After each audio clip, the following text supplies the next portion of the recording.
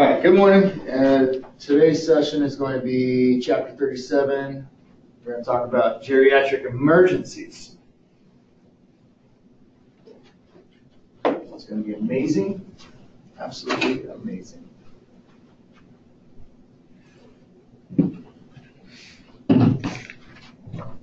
Maybe it's going to be amazing.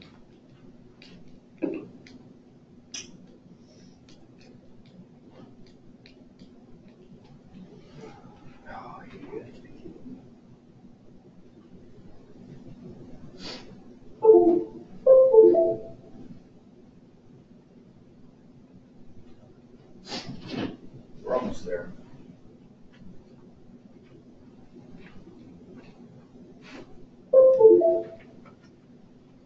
Okay. Matt, good morning.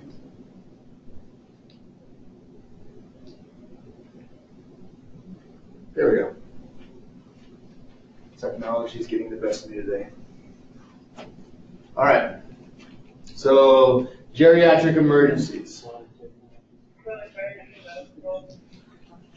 So we're going to go through all this good stuff. Why, who, what, trauma, some special considerations. There you have it. So geriatrics, they kind of present themselves as a unique individuals in the fact that geriatrics, by the definition kind of the book is giving, is anyone that is 65 years or older. And these are the people that we're going to have some different types of assessments and treatments based off their various diseases and injury processes that could be as a result of too many birthdays. So older peoples will continue to become a larger percentage of the population, obviously. In science, as we get older, there's going to be more of us. And an aging body can mask serious medical conditions.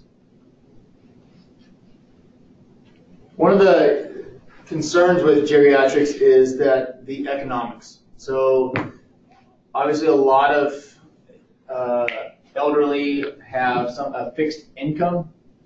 And, when I worked at the bank, actually, it was interesting to see how little money that these individuals were making from Social Security. I mean, they were truly poor, had no other retirement system. So these types of issues, having no money, obviously causes economic impact. They're concerned sometimes with paying for bills, and it could actually put into effect the cost, like it says, the cost of medications. So they may not be going and getting their medications because we know that obviously medications can be quite pricey, and it could also make them skip days in order to extend out their medication so they don't have to keep buying it on a regular basis. So economy, it does play a big effect on the elderly. The independent and dependent living side of the elderly, only a small percentage of older people live in nursing homes. And obviously, like here in Post Falls, we see that, kind of see that circle of life, so to speak, at Garden Plaza, where you have independent to partially dependent, all the way to actual dependent as it gets over to the life care. They may have a fear that if you take them to the hospital, they will never see their home again. And we've seen that with residents that used to live on the north side of town here in Post Falls, where she did not want to go to the hospital because she didn't want to lose all of her valuables in her wonderful ammonia-infested apartment. Most healthy older adults strive to live independently. And I mean, they've had, years upon years upon years of maybe healthy living, even questionably healthy living, and they've been independent all this time, and the thought of having to depend on somebody else is kind of plays a toll on them. I don't know how I'm going to be when I get old and retired, except I know I'm going to probably call 911 to give me gum and change my diaper. Some do not have family or friends to assist them and are self-dependent. And we've experienced where some have actually pushed their family away because, again, that they have that fear of becoming dependent. Patients isolate from outside social events. They start to become more of a hermit sometimes, and they maybe self-medicate with alcohol and additional medications.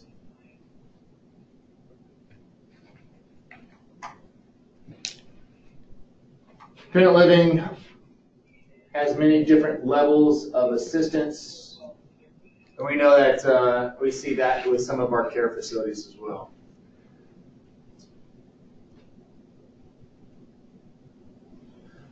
Advanced directives and end-of-life care play a factor into the elderly. We see that's one of the things that we ask for when we go to some of these facilities, even when we go to some of these private residents when it's some elderly there. Mentally competent adults have a right to consent. So we still have to understand that when they're conscious, alert, making sense, they have the right to tell us no. They don't want to be treated. They don't want to go to the hospital. And we experience that as well when we go to these facilities, and it's the facility saying, no, we want them to go to the hospital. Yet, they don't have legal responsibility as far as making decisions for that patient when they're conscious, alert, making sense. They're competent. They don't have they haven't relinquished their rights through their rights haven't been taken away through the courts. So they still have their rights to consent. Do not resuscitate orders. You know, we need to understand that a DNR is truly only in effect when that person is unconscious and unable to make that decision for themselves. And then it's very clear that whether they don't want chest compressions, they don't want IVs, or maybe they want an IV. They don't want chest compressions, and they just want comfort measures. So we need to make sure that we understand DNRs, what they stand for, and how to educate others that don't quite understand those. And then the posts, giving kind of directions for that end-of-life care. You know, and we're going to see this with patients, obviously, with possible cancer or end-stage renal disease, things like that. Healthcare proxy is that person who is able to make those decisions regarding that person's health care in the event that they're incapacitated and unable to make decisions themselves. So as opposed to a DNR, which is just a paper saying, this is what I want, this is basically giving it over to an individual saying they have the right to make those decisions for me. And then there's hospice services, which provide homes for terminally ill. And we've experienced that where we have hospice, which is out on the Prairie Avenue. And so that's the facility that we all know about, Schneimiller House, as far as providing a service, a facility for people to go to for that terminally ill, the end-of-life care. But we have to also understand that hospice can take care of people at their private residence, allowing them to have that end-of-life care in a building that they're comfortable with, in a bed that they're comfortable with friends and family. So we need to make sure that we take those considerations that, you know, if somebody is on hospice, that we don't just whisk them off to a hospital because somebody called. We have to make an effort to contact hospice and find out what hospice recommends, because they're the ones that are truly taking care of that individual. And then we need to educate the family and friends that, you know, if we do take this individual to the hospital, it can jeopardize, it potentially can jeopardize their hospice care. We need to make sure we educate people on that.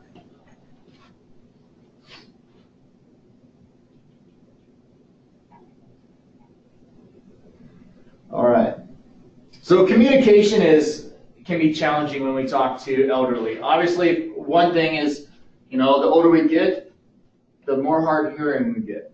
Sometimes it can be easy to say they're hard hearing, but it might be more selective hearing, where they just act like they can't hear you. So we need to take into consideration how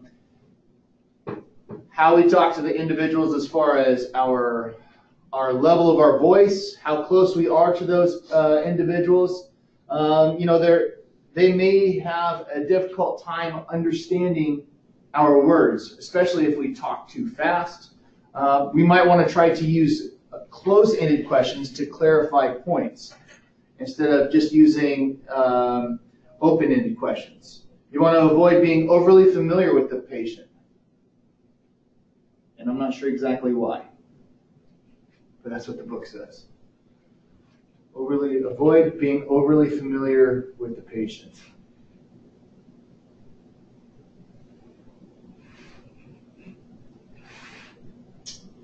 I can't answer that one. Anybody else? Yeah. We want to avoid being judgmental. It's tough when we're a bunch of judges. This might be the same patient we've seen 3 times today or 3 times this week. We might know quite a bit about their medical history. And we have to be careful with that because some of these patients are truly sick, and it could put us into a complacent state of mind. And then we could end up missing something. We also want to make sure that we gain the patient's confidence, which can be challenging at times. And then after interviewing the patient, ask family members and caregivers to clarify. The other piece with this is that we want to make sure that we're talking to the patient and not around the patient. We don't want to just talk to family members and totally ignore the patient as they're sitting there staring at us, talking to the family. We want to address them, make sure that we are showing a sign, it's like a sign of respect to that individual, that they still can make decisions. Again, it's part of that gaining confidence and good communication.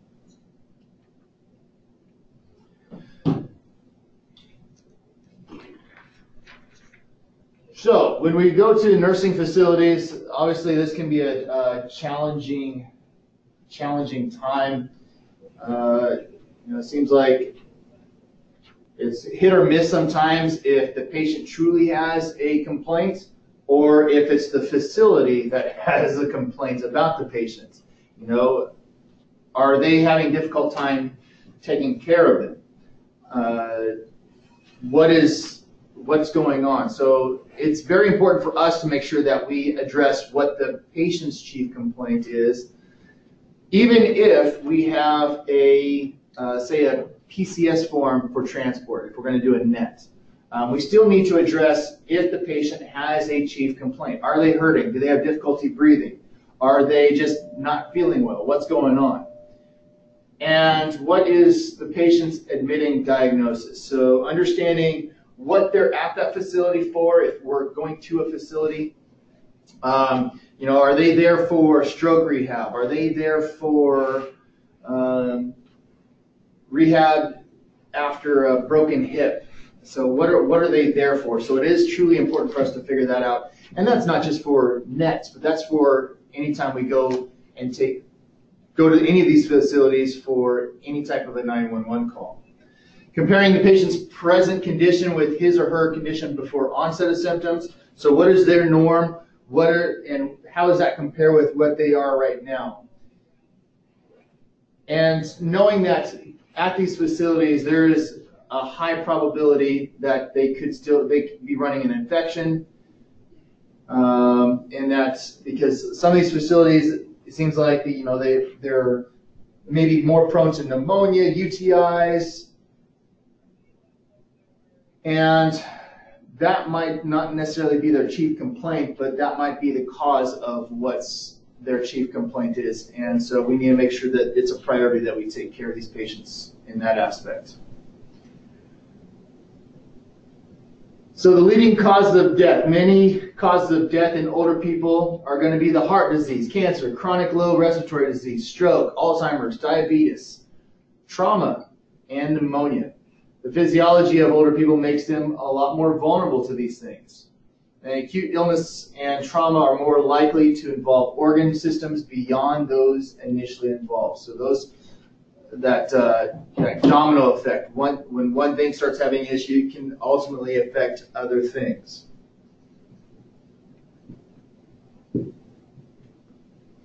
So some of the risk factors affecting mortality in geriatric patients, the table here, I'm sure it's in your book. It talks about older than 75, recent death of a spouse, and we see that sometimes it is weird where recent death of a spouse puts them into a risk factor that that for whatever reason can increase their mortality or be affecting their mortality rather.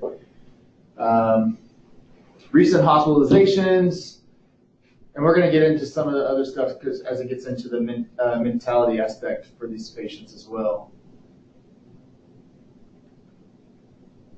So anatomy and physiology, as people get older, their anatomy and physiology changes. It's science. Does not necessarily mean that the person will experience disease. It just, things change. Our body continually changes the older we get. And common stereotypes about older persons are usually far from the truth. So the body undergoes a bunch of different changes. The motor nerves begin to deteriorate. The reaction time decreases. We see that as you don't have that cat-like reflexes anymore. That's why there are a lot of times that elderly stop driving or are not allowed to drive because their reaction time decreases. They're not able to get their foot from the gas pedal to the brake pedal. They're not able to react fast enough to get around a potential issue. Blood pressure steadily increases. Ability to maintain normal body temperature decreases. Muscle tone becomes less flexible, and strength declines. Oxygen carbon dioxide exchange declines. Metabolism rates decrease. Weight gain potential, although weight gain is not always, but typically because of metabolism decreases, they are more prone to weight gain. Respiratory system changes, and so with that we have the alveoli that become enlarged, and the elasticity decreases. So the receptors that monitor changes in oxygen and carbon dioxide start to slow down, and you get a declining partial pressure of oxygen in the arterial blood. Muscle, let's see. Yep, that's it for that. Slower reaction to hypoxemia and hypercapnia. Kyphosis may be limiting lung volume and maximum inspiratory pressure. So kyphosis, that's that kind of that hunchback where the head kind of goes forward and they have that arching to the back. Decreased size and strength of respiratory muscles and increased likelihood of an airway obstruction.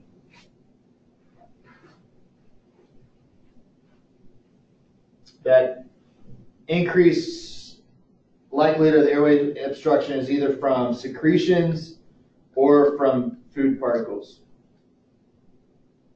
Chronic lower respiratory disease and pneumonia are in the top causes of geriatric deaths. One cause of death is infection with the pneumococcus bacteria. Another cause of respiratory distress is pulmonary embolism.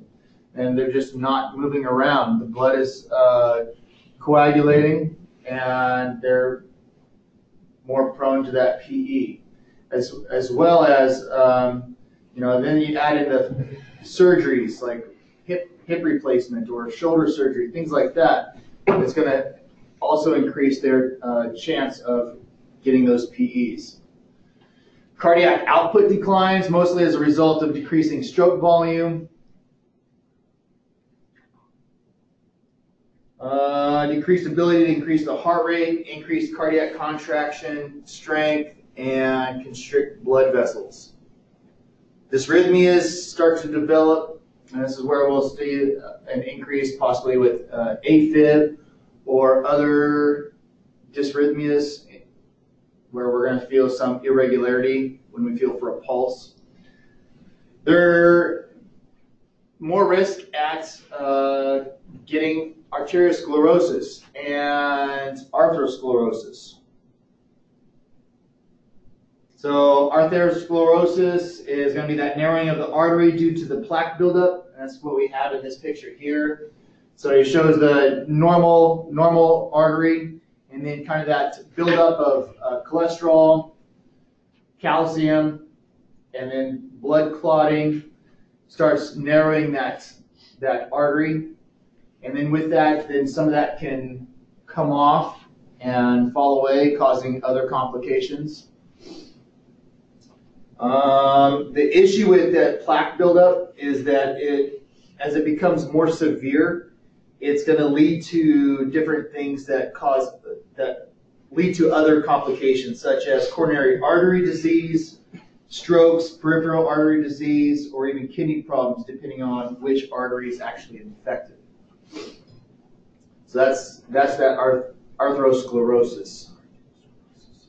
The arteriosclerosis, which is a little bit different, and a lot of times we can get these two confused. Arteriosclerosis is going to be the hardening, the limit of elasticity, the thickening of the artery walls. So it's different than the atherosclerosis. So a person can have both of these, and it's kind of like that double whammy going against them for the arteries. And with that arteriosclerosis, that also will put individuals in that risk factor of stroke, heart disease, hypertension, and even bowel infarction. So with that bowel infarction, that would also potentially lead them into having the bowel obstructions and some other complications with their GI tract. Abdominal aortic aneurysm, AAA, is one of the most rapidly fatal conditions. We know that, when we go to assess the admin, we're looking for that pulsating mass, possibly a temperature change. We're listening to the patient's signs and their symptoms, not signs. We're listening to the patient's symptoms of, sharp abdominal pain. Maybe it's a sharp pain, stabbing pain into their back. So we're listening to these symptoms, and it's potentially fatal because if it truly ruptures, then there's nothing that we can do in the pre-hospital that's going to save them.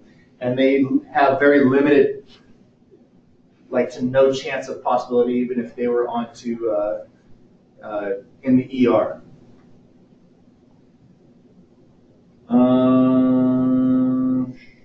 So with those patients, we need to be very, very ginger and careful when we transfer these patients. Reflected in neurological exam, some of the nervous system changes. We're going to experience or we're going to find short-term memory impairment with these patients. Obviously, slower reflex times as we ask them to do things. Performance of most sense organs declines. So, their sight, smell, hearing, taste, all those start to decline. And then the sense of body position is impaired, the proprioception. So that can be impaired as well. Vision. So as we get into this, continue with the nervous. So vision, obviously we know that vision decreases in visual acuity. They're impaired night vision, so they have a little bit more difficulty driving at night. There's cataracts, glaucoma, macular degeneration, retinal detachment. These are all things that can increase in the geriatric patient. Hearing is going to have the impairment, and we're going to see that obviously when we try to talk to the patient. They're, huh? And we can't really communicate with them too effectively. And sometimes we know that, so we can either get closer to them, or even a different individual on scene with a different tone can communicate, because I've experienced that where one person's trying to talk to the person, they cannot really hear that individual, and they're actually close to them. And then somebody behind them repeats the question, and they answer it right away. So it's either one of two things. Either they don't really like that individual that's assessing them, they haven't made that bond, or they truly can't hear that particular tone that individual is emitting. We need to make sure that if they have hearing aids, that they have that, maybe that we bring the hearing aids with them when they go to the hospital, so that it's easier for them to hear the doctors, the nurses, when they're doing their assessment. Physiological changes make speech production that is loud enough, clear, and well-spaced difficult. Sure. Taste buds decrease in number, so not that that really affects us a whole lot in the emergency setting, but patient with diminished taste may not be able to discern fresh food from spoiled food. So there's where you could really, they have an upset stomach, and you find out, well, they've been eating rotten food. Well, there's your problem, right? So it's good paying attention to your environment that you're in when you're assessing these patients. Touch, sense of touch decreases from loss of specialized nerve fibers, and alterations in pain perception can result in patients not seeking medical attention. So because of that change in the nervous system, they may not be experiencing pain like you or I would. So the reason for them to call is not there. How they deal with pain can be different as a result of the nerves sense of touch decreasing. So smell, it's the last to diminish in the elderly. Factors such as upper respiratory infections can affect the smell. Disorders affecting mental status, delirium, the inability, so the definition that they have here, so delirium is the inability to focus, think logically, and maintain attention.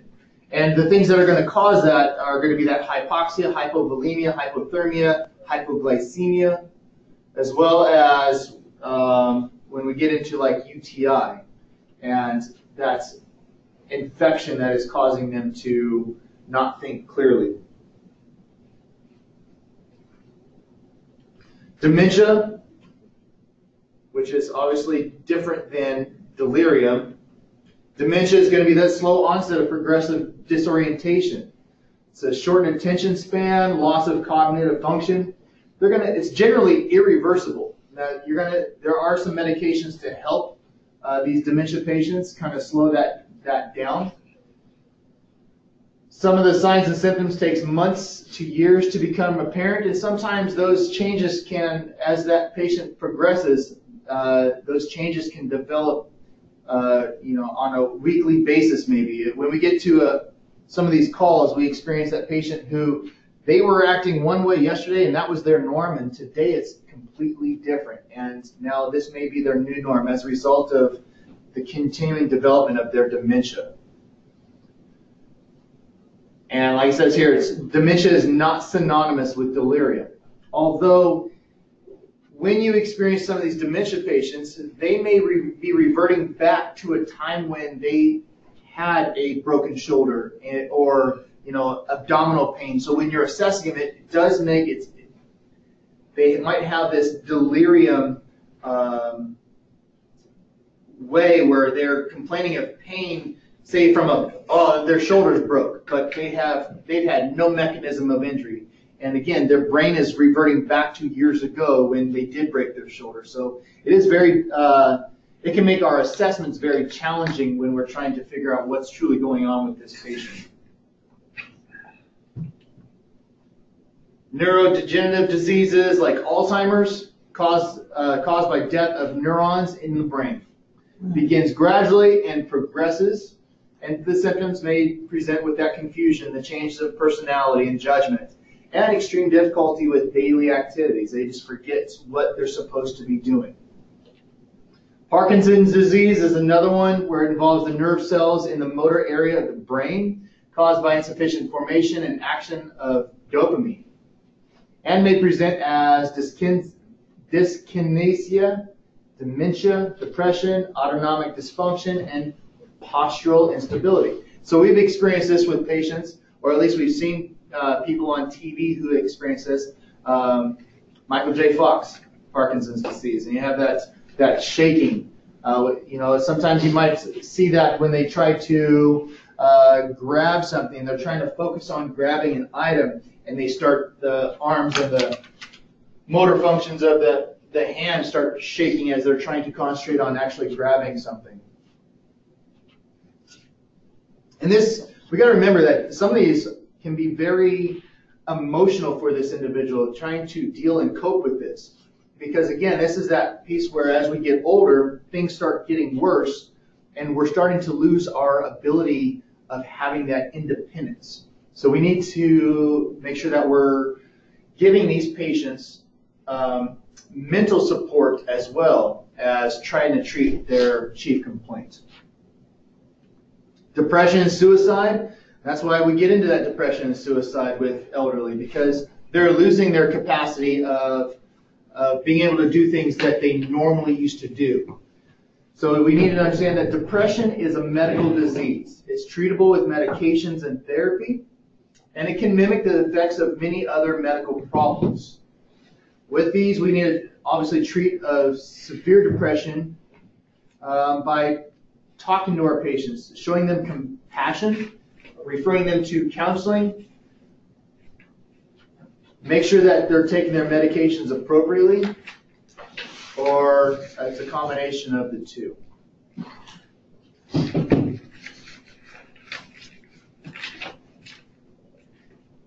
So beyond the nerve issues and the nerve changes, we get into the musculoskeletal system. So we have the widespread decrease in bone mass in men and women. Changes in physical abilities can affect confidence in the mobility. So these patients are going to have a little bit more apprehension about doing physical activities, which is going to decrease their muscle tone. Degenerative changes in cartilage contribute to arthritis. And arthritis can be very, very painful.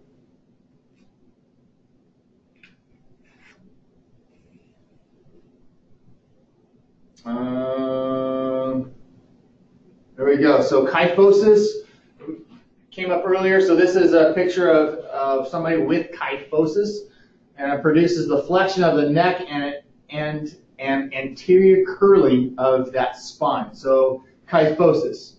And then we also have lordosis, which is going to be that curvature of the spine going anteriorly in the lower back. So kyphosis, and then there's lordosis. So this is kyphosis, which can also increase that or cause issues with the respiratory system. Osteoporosis is going to be characterized by decreased bone mass, resulting in reduction in bone strength and greater susceptibility to fractures. So these patients, it's not going to take much of a mechanism of injury for when they fall, and they could possibly fracture something. This is how a lot of patients end up finding out that they have osteoporosis. It happened to my mom a couple years ago when she fell. Ground level fall, it wasn't much. She just kind of got knocked off balance, fell, and broke her hip. And it was from there that they were able to figure out that she had osteoporosis because decreased bone mass. So they can find this out when they go and actually do a bone scan. Osteoarthritis is a progressive disease of joints that destroys cartilage, promotes formation of bone spurs in joints, which is painful, and it also results in the joint stiffness. So understanding osteoporosis versus osteoarthritis. Osteoporosis is more of the bone mass. Osteoarthritis is going to be at the joint level.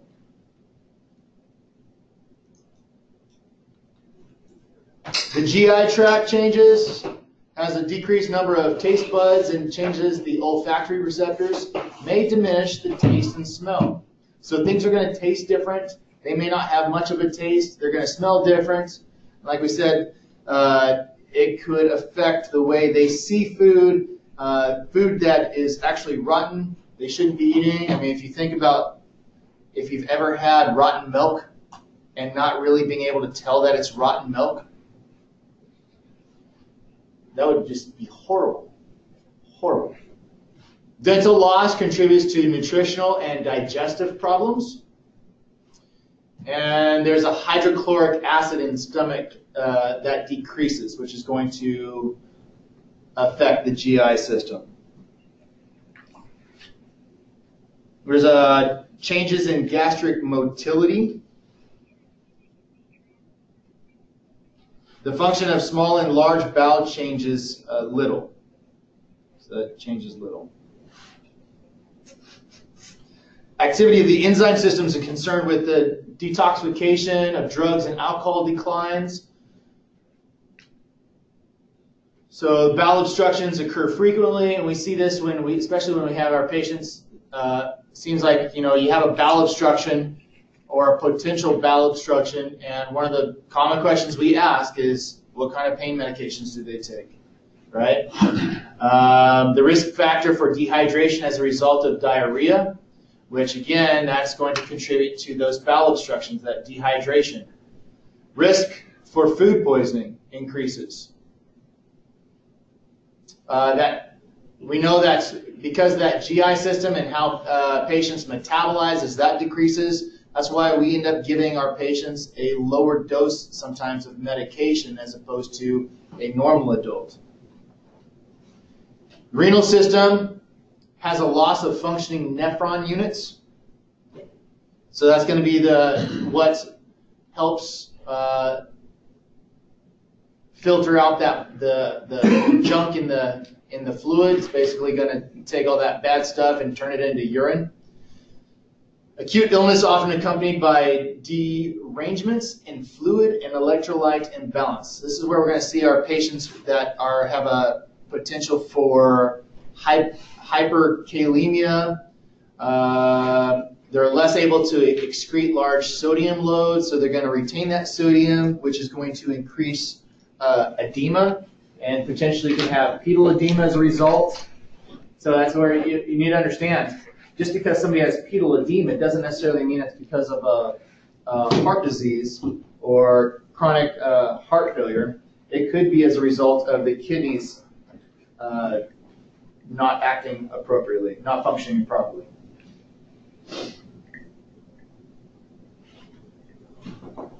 And with this, so they're more apt, because of these issues, they're more apt to that dehydration and increased risk of that food poisoning as well. Wait, yes, no, that's the other one. It talks about decreased risk of food poisoning. Okay.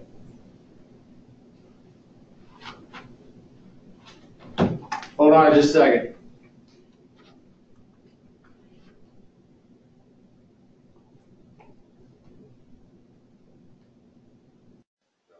All right, back at it here. So the renal system we've talked about.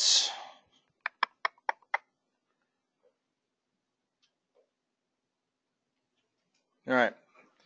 And like I said, with the renal system, they're more susceptible to hyperkalemia, urinary tract infections, skin breakdowns, irritated dry skin. In some severe cases of urinary retention, patients may have acute or chronic renal failure. Changes in the endocrine system, so you have the hormonal levels and production change. Patients with diabetes are at increased risk for hypoglycemia, which can cause that delirium as well. Hyperosmolar hyperglycemic syndrome, HHS, occurs with the type 2 diabetes.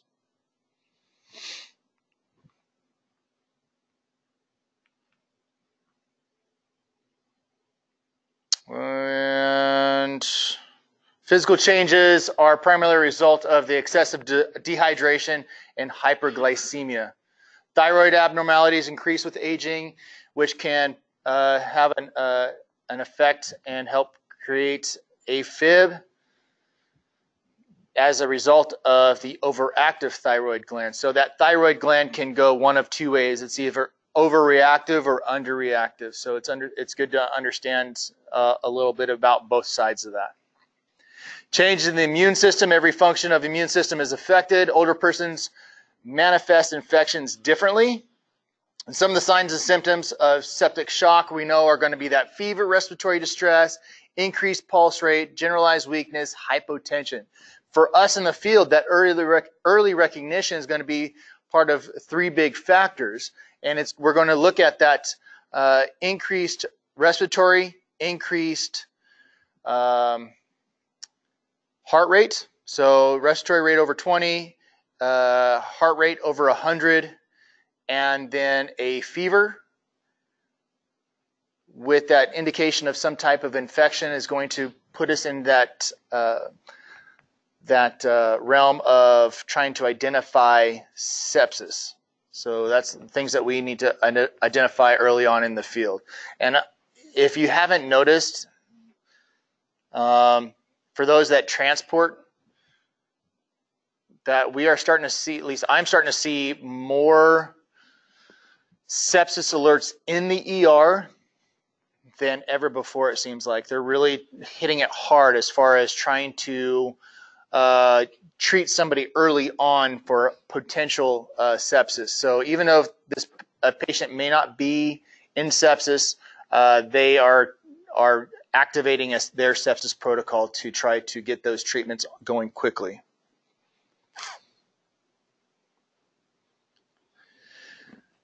Other changes in the skin, you have that collagen and elastin decrease. The bruising becomes more common. We see that with patients where it doesn't take much for them to bruise. They barely fall, or they bump their hand on something, their arm on something they're going to bruise.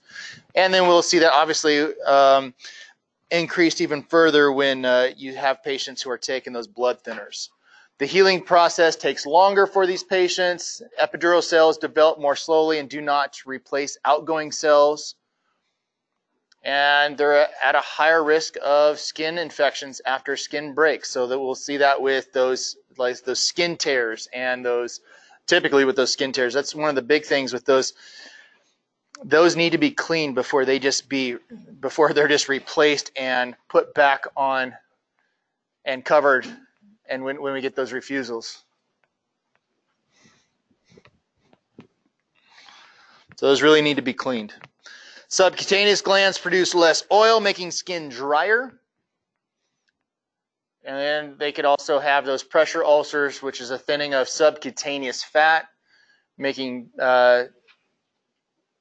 so bed sores, those patients who are laying, and we find those, Life Care a lot, it seems like, or even say at NIAC, when they're not moving those patients enough, or we have them at the private residence, say a 500 or 600 pound patient who hasn't left her room in 4 years. You're going to experience those patients who have those bed sores, and those are going to be on the backside, obviously, where they've been laying. It's a breakdown, and they're going to be very painful.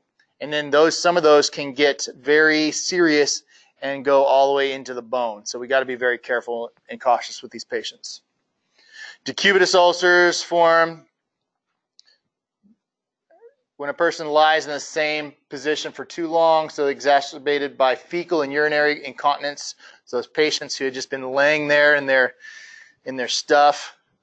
That urine, we know that is very acidic, and it's going to assist in breaking down that skin, basically burning the skin, causing it to be opened up and become more infected. And it's classified into 4 different stages, those decubitus ulcers, I believe, right? Is that what the book says? 4 different stages. Untreated ulcers can cause substantial infection and potential sepsis. So this is where that, when you have a person who's been laying in bed and there's no other signs of an infection anywhere, possibly assume that it's as a result of a cubitus ulcer or UTI. So progressive loss of homeostasis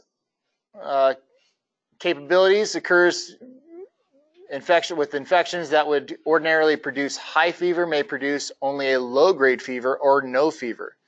And we got to understand that, sometimes we may not catch that fever on the front side. We may find that infection on the back side where they are actually becoming hypothermic.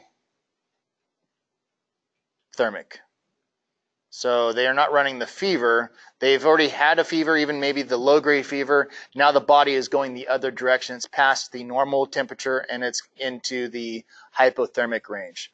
Aggressive treatment of moderate hyperglycemia can produce hypoglycemia. It's science. Toxicology. Severe pathophysiologic changes cause older people to be susceptible to toxicities. So the decreased liver function makes it harder to detoxify the blood. Polypharmacy is common, so there's patients that are taking multiple medications, even self-medicating with different things, or maybe taking twice the dose that they should be taking because they thought that, well, 1 was working, maybe 2 is going to be better. You want to check the prescription dates and number of pills available. You want to be conscientious of that, looking at the pills and even trying to educate those patients on how they should be taking those pills. So we're going to do a scene size up. This all boils down to doing a good scene size up, ensuring that obviously the scene is safe. If they have delirium and they're becoming outraged, we want to make sure that the scene is safe for us, possibly get law enforcement involved. Take into consideration if it's a 90-pound female who is just old and frail and she's experiencing delirium, we may not be as concerned as that 190-pound patient who is experiencing delirium. But we also live in North Idaho, and every other person up here has some means of protection, whether it's a gun or knife. So again, we have to be very cautious sometimes in dealing with these patients, ensuring that we're safe, because they could have that 45. Grandma has that 45 stashed in that cushion of her chair. You want to get that general impression of the home as we walk in. Is it a clean home? Does it look like they've been taking care of it? Whether it's themselves or having some type of cleaning service come in. We might want to check the fridge, make sure that we check the fridge to see what kind of food is in the fridge. If the food is fresh, is food out on the counter? Does it look spoiled? Does the food in the refrigerator look spoiled? We want to take all this into consideration as we're dealing with these patients. And we understand that the nature of illness may be difficult to determine in older people who have that altered mental status or dementia, because they may not know exactly what's going on. Or again, they might say that one thing is going on, but that one thing that's going on happened 20 years ago. Doing your primary survey, again, never assume an altered mental status is normal. You might have to rely on family members or caregivers to determine the patient's baseline level of consciousness. And then it's good to document what that baseline is. Don't just say patient is at their baseline. You need to make sure that you clearly document what their normal baseline is and how their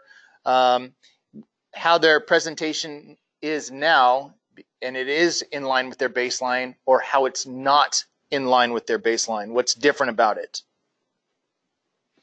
You obviously want to treat airway and breathing issues as soon as possible. Be aggressive with this at times. Make sure that you're taking care of those airways. Poor perfusion is a serious issue. and patient assessment is more complicated. And let's see, patient assessment is more complicated and multiple problems can exist. We know that obviously the older we get, too many birthdays, there's more complications with the body. We've talked to kind of hit upon some of those things that we experience as the older we get, some of those different complications. And one complication can manifest into another, and we have to make sure we address all of those. Good general impression, airway, breathing, circulation, we need to take care of that. Another priority would be that altered level of consciousness, obviously shock, and any severe pain, uncontrolled bleeding. So those are going to be some of your priority considerations for patients. GEMS, so there's a couple different acronyms that the book gives here in this section. GEMS is one of them. So GEMS Diamond is a way to help assess geriatrics. So G for geriatric patient, you have to recognize that this patient is a geriatric patient. Then you want to assess, make sure that once you identify that it's the geriatric patient, do a good environmental assessment. Is that apartment too hot? Is it too cold? Is the what's going on in their environment? The medical assessment piece, looking at everything that medically could be wrong, and then that social assessment, looking at the social piece. Obtain information pamphlets about some of the agencies for older people in our area. So we have that agency for the elderly, area agency that we can refer people to. You want to do good history taking, obviously good communication. We've talked about that. Sometimes you have to play detective when it comes to these individuals, trying to figure out what's going on, because sometimes grandma is going to tell you a whole story that started like 10 years ago, and you need to try to do the best you can at trying to narrow things down and try to figure stuff out. You need to do well-chosen questions, and obviously those well-chosen questions can provide a great deal of information. The other thing to try to remember, and I was thinking about this yesterday, is because it's a piece that I forget about, when we're doing those assessments and we have those patients who just maybe that they're having that stroke-like symptoms and they're having a difficult time communicating, that we have the ability to use our ESO assessment tab to click on that body, and you can have that patient point to the area that is bothering them and then try to delve into that, because you might have that patient who's they can't really communicate, they're having a hard time letting you know what is bothering them. So use your ESO to try to help with that. Give it to them, show them the faces, the 0 to 10 face for pain level. Use the tools that we have to help you do your assessment and figure out what's going on.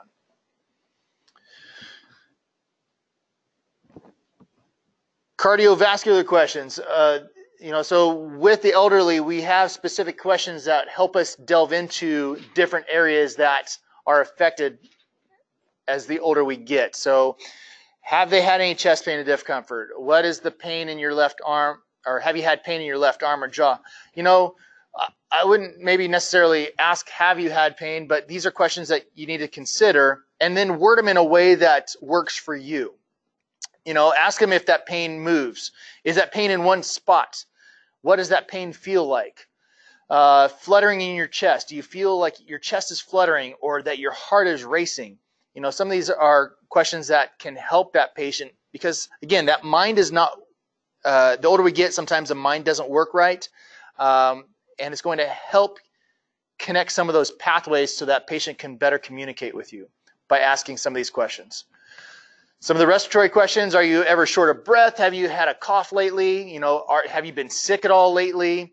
If you've been coughing, does the cough produce anything? Does it producing phlegm? Or does the cough produce like bloody sputum? Have them describe the color of the sputum, because that can help indicate what type of problem that they're having. Is it an infection, or is it heart related? Or is it just because they have COPD? And what position have they been sleeping in? And we've experienced that where you get there and patients, they're having a difficult time breathing. They got some coughs. They might have rails, and you find them and they're laying supine. They're laying on their back, and so they're just flooding themselves out, which is why they can't breathe. So remember, asking these questions.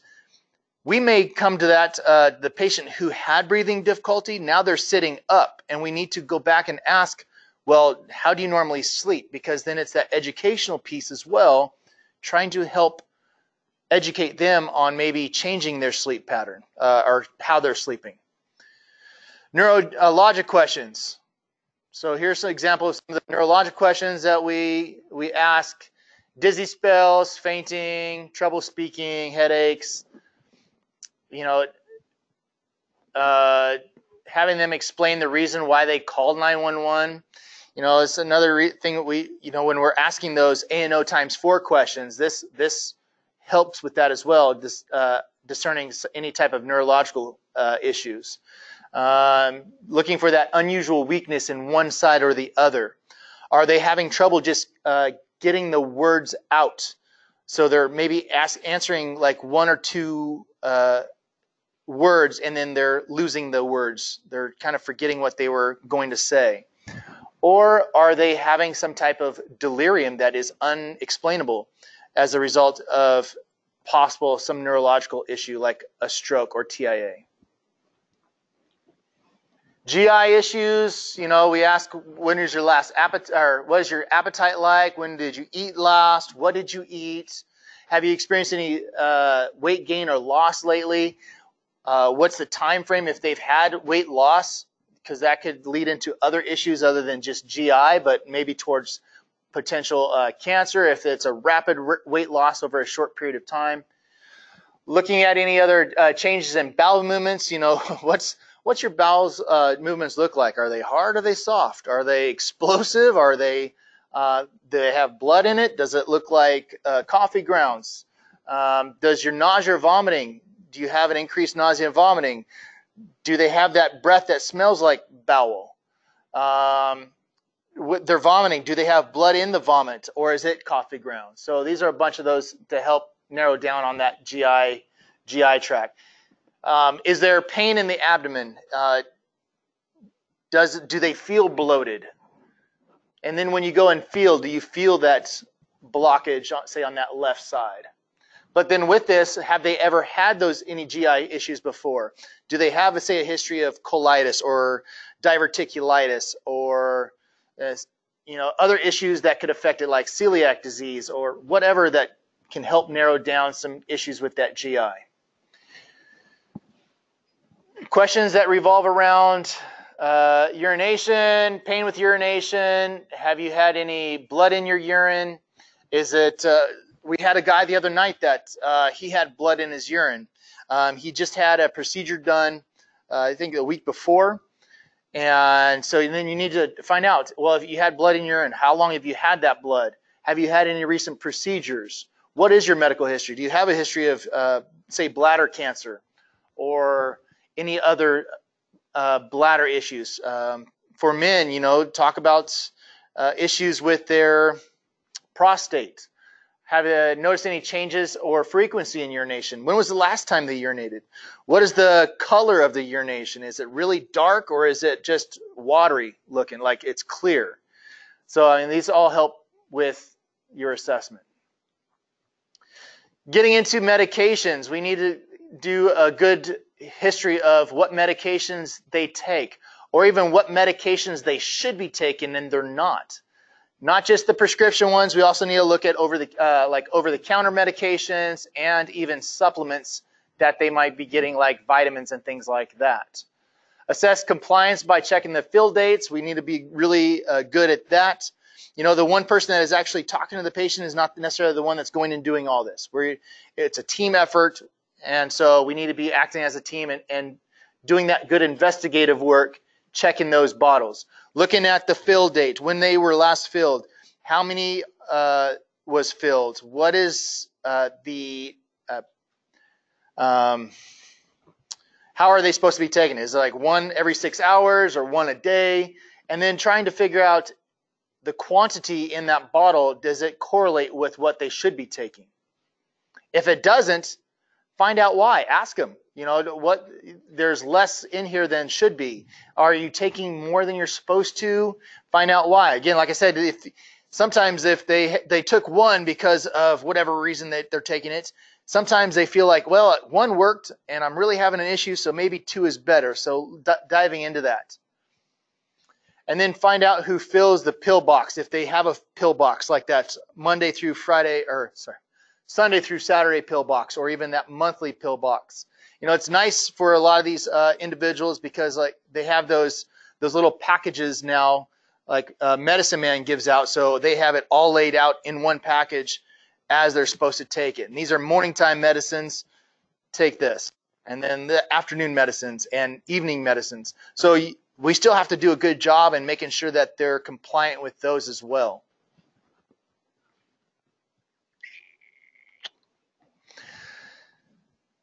Dizziness and weakness, you want to check PMS in all extremities. Find out that they have good pulses, good circulation, whether it's checking for pulse or checking for that the cap refill in the nail beds or onto the skin, say on the top of the foot, top of the hand, looking for that return of color.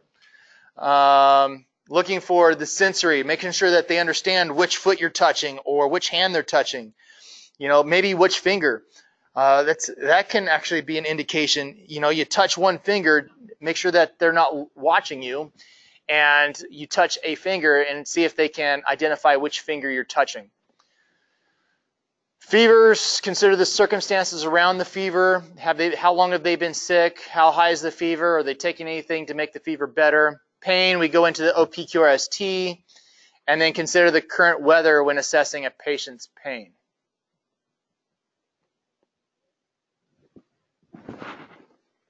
Secondary assessment, do not underestimate pain sensations.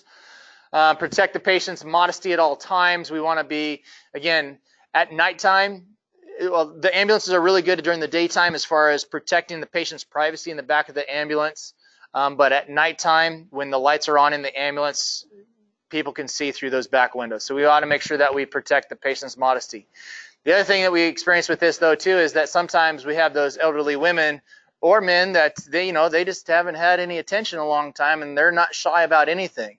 We still need to try to protect their modesty even though they may not want to, especially say when we're out in the floor of Walmart and there's a gathering of the masses of the Walmart people trying to see what's going on. We want to try to protect their modesty there. Heart rate should be in a normal adult range. Remember that 60 to 100. But may be lower due to medications such as beta blockers. So their heart rate could be in the 50s, and that is their normal. So we need to make sure we understand that. Pay attention to that. Do they have a pacemaker? Is the pacemaker working?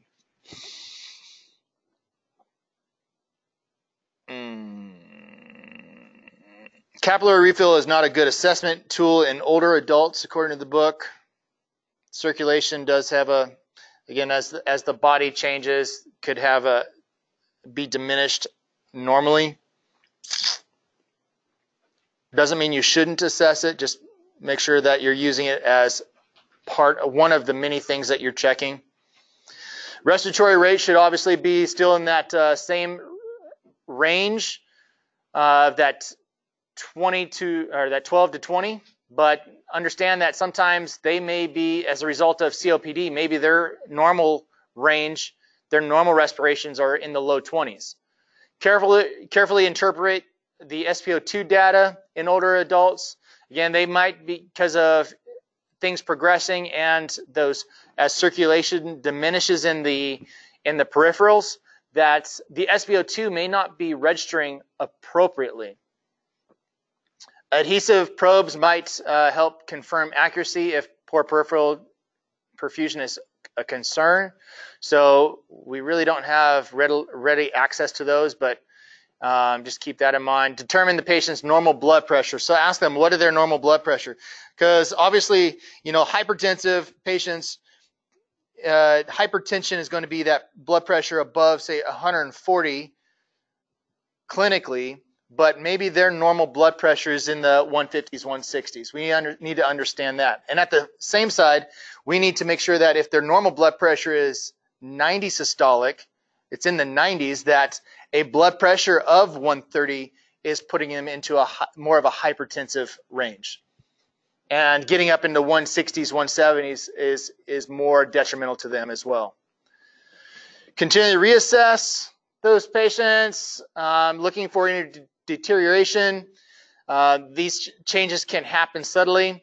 And sometimes you can note this, that they might be deteriorating based on their mental condition. You know, sometimes they might all of a sudden, I've experienced this as I transport a patient, they were all of a sudden starting to talk to somebody that wasn't there, and then asking for so-and-so, and that going into that kind of a delirium state. But as that body was starting to basically go into that circle of death, you know, that was the biggest sign that things were deteriorating.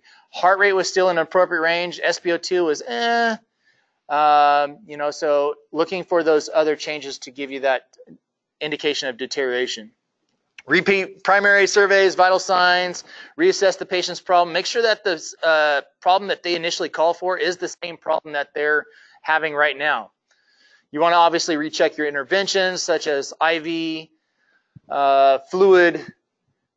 Is your IV still patent? How are the vital signs? How's your blood pressure from your, say, your IV solution bolus? Making sure it's still working. And then obviously identify and treat any changes with that patient, documenting everything appropriately. Questions on assessment piece so far? Anything else that we've covered? I'm just going to stare at you until somebody online says no. All right.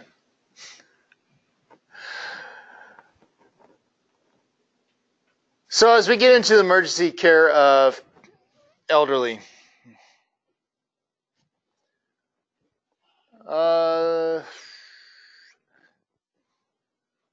so interventions with elderly are going to include the positioning. We obviously need to make sure that we're positioning these patients appropriately, providing them oxygenation as needed, and not just by non-rebreather, but nasal cannula, 2, 4, 6 liters, whatever is appropriate. And then obviously giving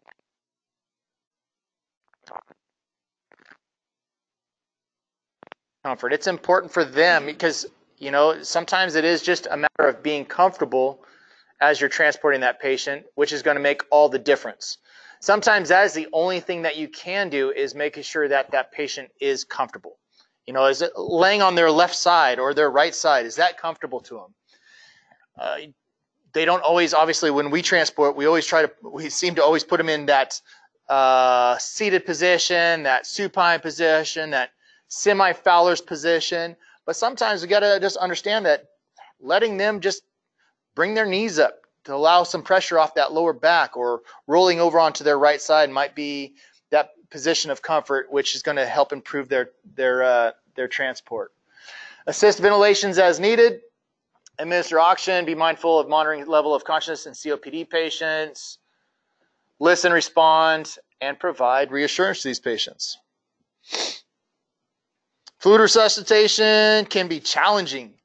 You know, just getting the IVs, as I'm sure some of you are already experiencing as you're practicing in the field or doing your clinicals, that it can be challenging based on the different vasculature of some of these patients. Not just the vasculature, but some of the skin, how some of the skin responds.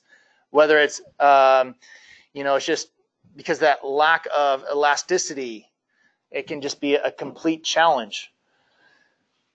Modest amounts of blood loss can quickly result in shock. So we want to be possibly aggressive with that fluid resuscitation. Don't be necessarily scared of fluids, but be mindful of what you're giving and reassess. Continue to reassess. Continue to reassess breath sounds frequently with fluid resuscitation, because again, if they're having heart failure, and you overload their system, that can put them into a respiratory distress. And then it says use fluids sparingly. So use it sparingly, but again, don't be scared of giving them fluids.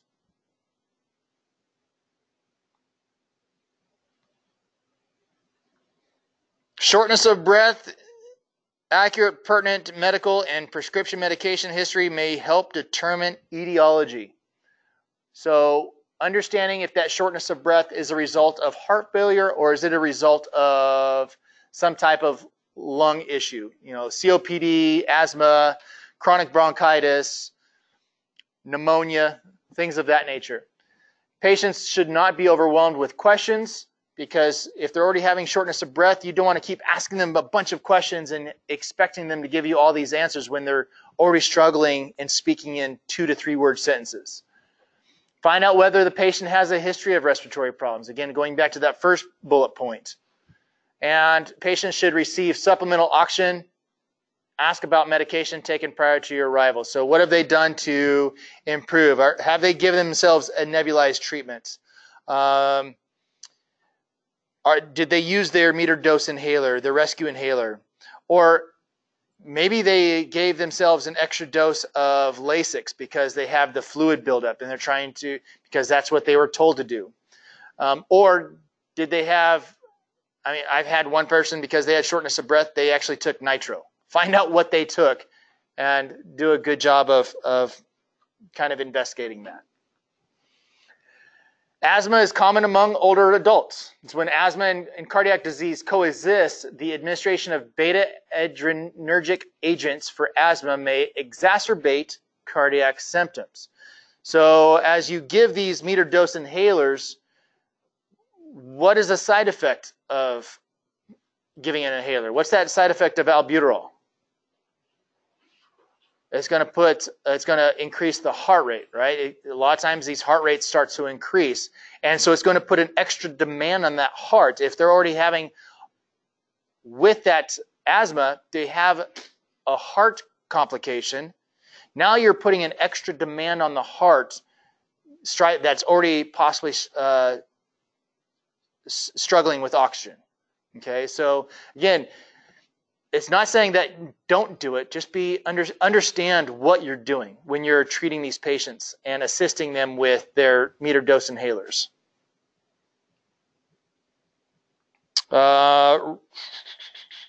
Rarely, it also talks about rarely epinephrine may be indicated for a life-threatening asthma exacerbation. And we don't really do that in our system here. So but the book talks about that as well. Pneumonia can have some of the symptoms of delirium, normal temperature, and a minimal to absent cough. So just because they have some breathing difficulty and they don't have a fever and they don't have a productive cough doesn't mean that they're not having a pneumonia episode. So you need to look at all the other signs and symptoms. They may have the signs and symptoms of dehydration, diminished lung sounds, maybe some wheezing or crackles or even rhonchi. And you need to make sure that you're treating these patients with supportive care. We're going to give them some of that supplemental oxygen. Make sure you do a good job of documenting what that oxygen was prior to administration. And I believe we do a really good job of this. When we get that call of breathing difficulty, one of the first things that we should be doing, other than just talking to the patient, is getting that SpO2 on initially. Don't go straight to a BP cuff. Go to that SpO2 monitor to see where they're at with that SpO2 sign. But then use it as just another tool. Don't use it as gospel per se that, well, they are registering as 70%, yet their skin signs are warm, pink, and dry. You want to basically take that with a grain of salt and add it to everything else that you should be assessing as well. With pneumonia, patients may benefit from CPAP. And understand that CPAP, the big contraindications for us is going to be that hypotensive patient and then the altered mental status patient. Pulmonary embolism, check for swelling, erythema, and warmth or tenderness of the lower leg. So you're looking for that DVT, that deep vein thrombosis. So you're checking for that swelling. So you're going to have a significant swelling of one leg over the other. You're going to have that reddening of the skin. That skin's going to be warm to the touch, and it's going to be very tender as you basically palpate that leg. You want to handle this patient very gingerly and monitor the patient for respiratory changes, because as that thrombosis moves, if that does move, it could potentially cause cardiac and breathing difficulty. Treatment is supportive care for this patient, ensuring adequate air and ventilation, reassess frequently, not just the vital signs, but that leg as well, their mental status, their lung sounds, all that needs to be. And like I said, this patient we want to be very gentle with in moving them over to the gurney. You don't want to try to get them up and walking on this leg. Syncope could be a life-threatening problem until proven otherwise. So the table here is on 37-3, this table. So it's in your book. Move this over here. So some of the causes of syncope: cardiac dysrhythmias, myocardial infarction, vascular and volume could be an issue, or it could be neurologic. So remember, it's either a pump problem or a fluid problem typically, or it could be a result of a TIA, so a small stroke that can sometimes cause syncope. That's probably it's rare, but don't forget this piece, because we do go on these patients quite a bit where it's a syncope or near syncope, and a lot of times we try to rule out it's dehydration. It could be a pump problem. Don't forget, it could be as a result of that TIA, and then that TIA is going to be that prelude to bigger things to come. Okay.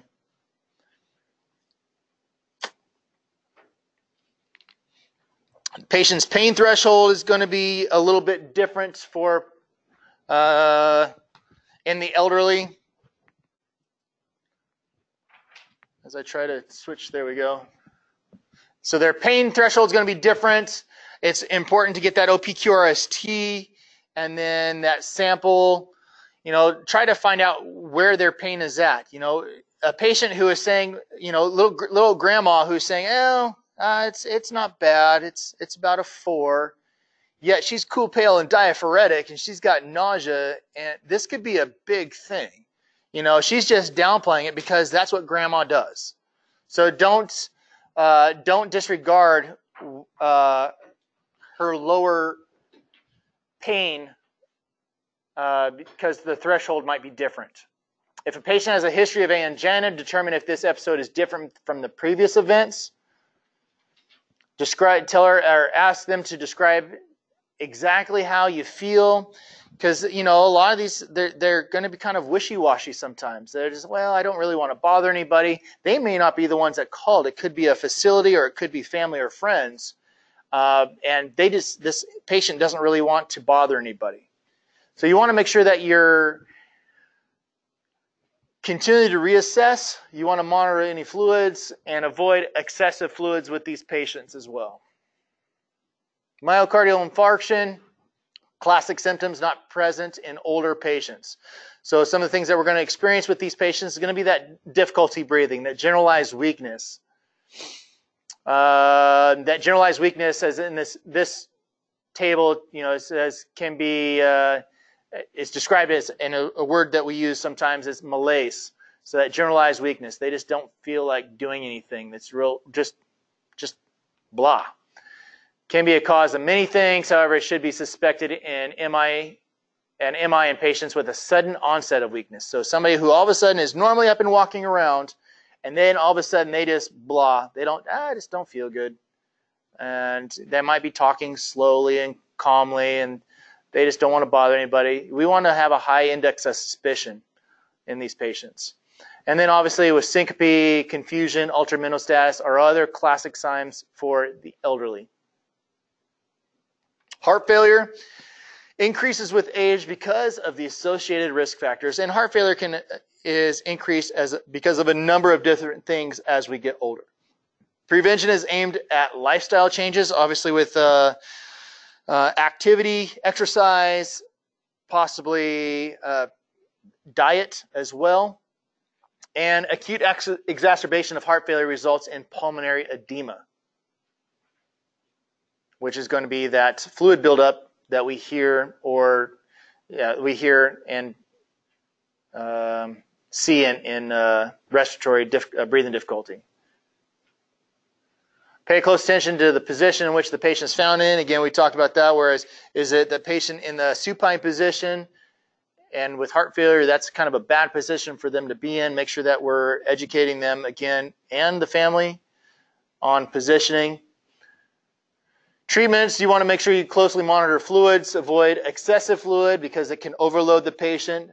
But also remember that this patient has fluid, but it's in the wrong space, right? So if they have fluid buildup in the lungs, they don't have enough fluid in their vasculature if they're hypotensive.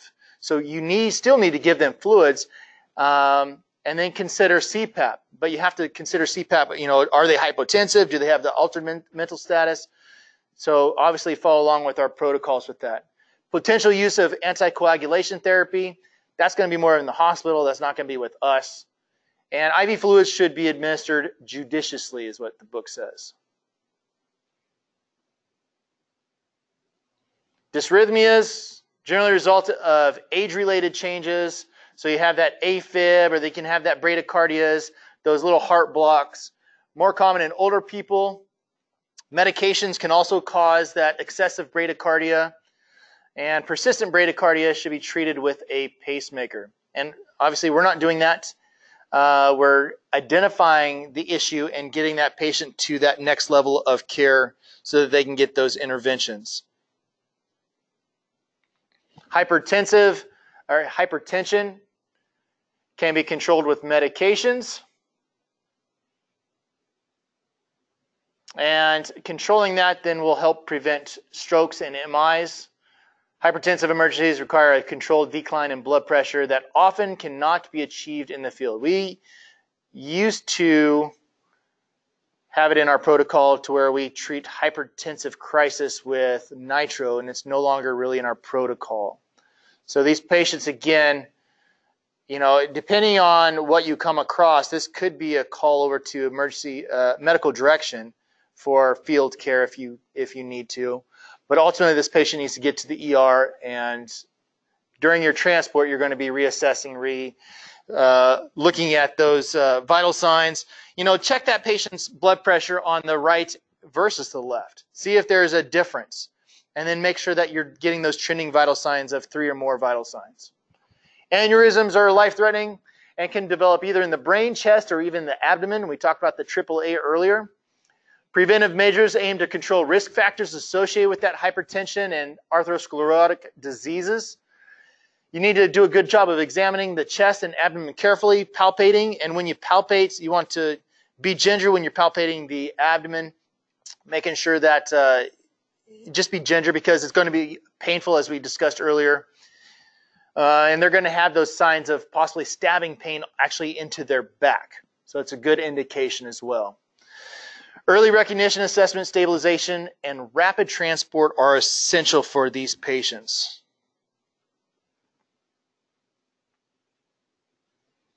Traumatic aortic disruption is inside the wall of artery becomes torn and allows blood to collect between arterial wall layers.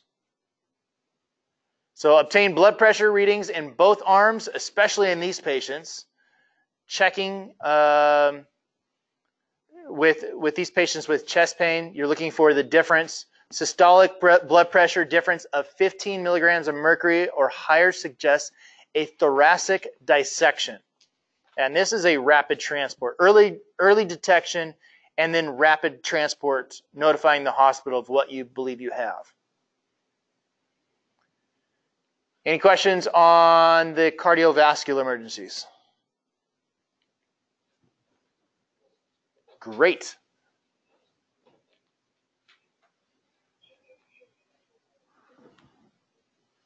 We'll get through neurological and endocrine emergencies, and then we'll take another break. So in any patient with delirium, assess for recent changes in the patient's level of consciousness or orientation. So here's another mnemonic: deliriums. You're going to look for drugs or toxins, emotional or psychiatric electrolyte imbalances. You're going to look for that low PaCO2, which is that partial pressure of oxygen in arterial blood, which for us is in the field, we're not going to really pay attention to that, but you might see it on, say, if they had blood work done, you're going to identify the normal range should be between 75 and 100 milligrams of mercury. So any deviation of that lower than 75 would be an issue. You're going to be looking for infections, retention of stool or urine, so they're not pooping or peeing. You're going to look for any seizures, undernutrition or under dehydration. Look for metabolism issues and subdural hematoma. So with that, you're going to use airway adjuncts if the patient is unable to maintain his or her own airway. So aggressive airway management. You're going to obtain IV access and use fluids resuscitation if needed. With strokes, we have to be doing a good job of identifying stroke. Stroke is the leading cause of death in older people. The major risk factors are the hypertension, diabetes, cardiac disease, smoking, personal or family history, or TIAs, and brain aneurysms. So this is, again, going back to our questioning of the patient. What's going on? What's been happening? What type of medical history? Family history? We need to do all that. Look for those signs and symptoms of acute altered mental level status changes. You're looking for those numbness and weakness or paralysis to one side. So visual to speech, asphasia or aphasia, visual disturbances, headache, and dizziness. So these are the classic signs of a stroke. But don't discount somebody having some type of stroke-like event if they have that sudden delirium and they have recent outbursts and nothing else is making sense. You've already done a blood sugar check. You've checked the SpO2. There's no fever. There's no obvious signs of infection. So we want to make sure that we're looking at some of these other signs of stroke, because a stroke can happen where a stroke happens in the body, in the brain, will affect obviously different pieces of their physical being. Effective care, early recognition is important. Discovery of conditions that mimic strokes. Another thing with this too, and I am poor at this, and I'm trying to get better. But we need to be doing a good job of not just documenting in our assessment in the PCR and in the narrative piece, but we also need to be doing a good job of documenting this in the Cincinnati Stroke Scale in the flow chart, the forms. So we need to make sure that we do a good job of documenting it there as well. And then the goal of treatment is to salvage as much of the surrounding brain tissue as we can, because they're having a blockage, right? So it's affecting that brain tissue. We have that 3-hour mark that we're trying to get them to definitive care. And so we need to be doing a good job of identifying when the onset of symptoms started, and then making sure that we communicate that with the hospital. Getting them, this should be a rapid transport.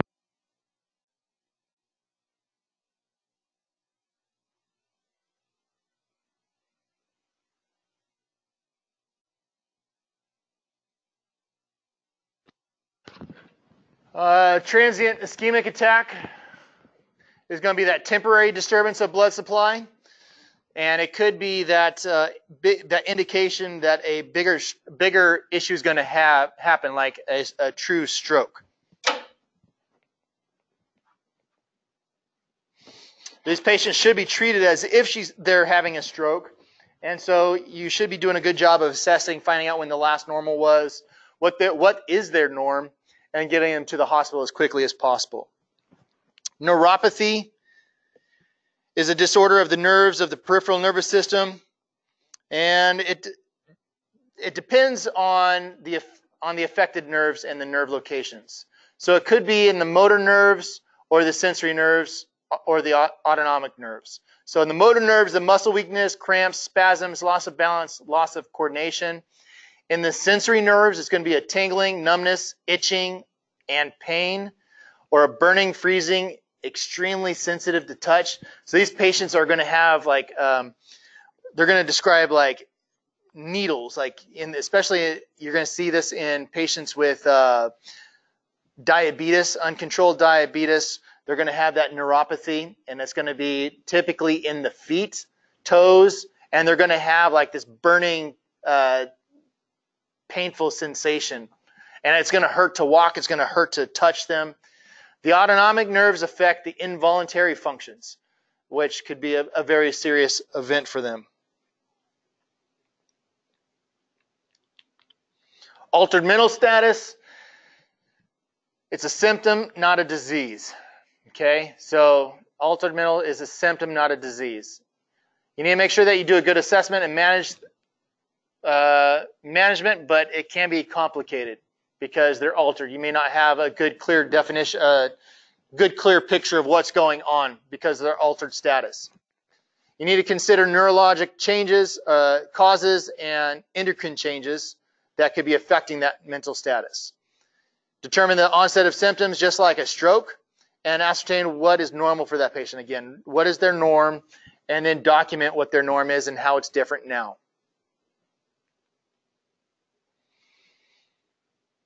Another acronym, mnemonic, vitamins C and D.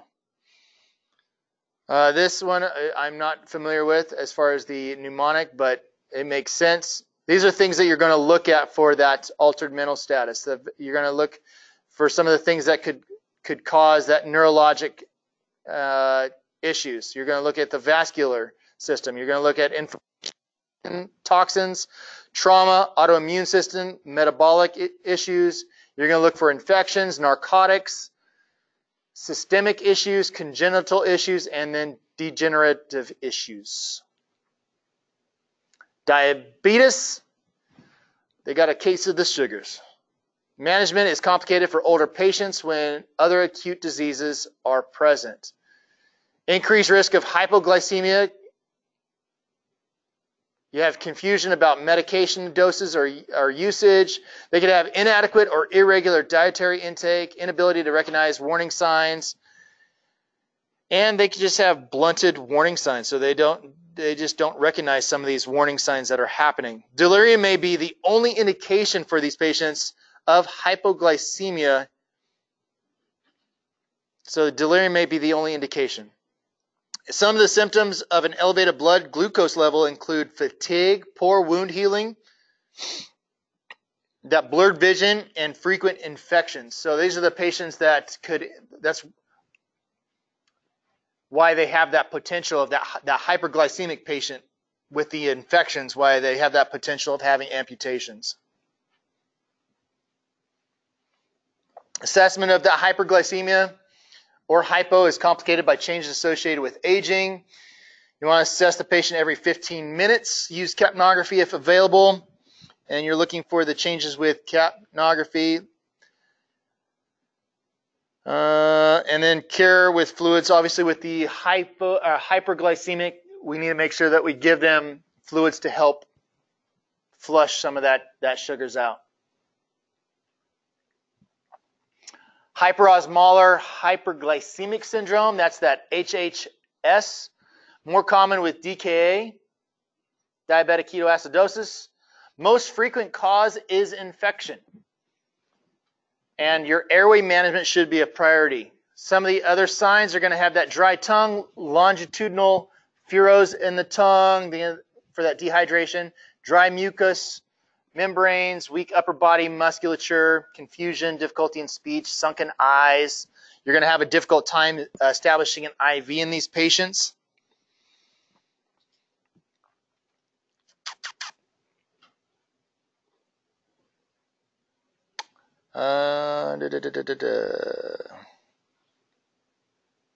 Yeah. Spinal.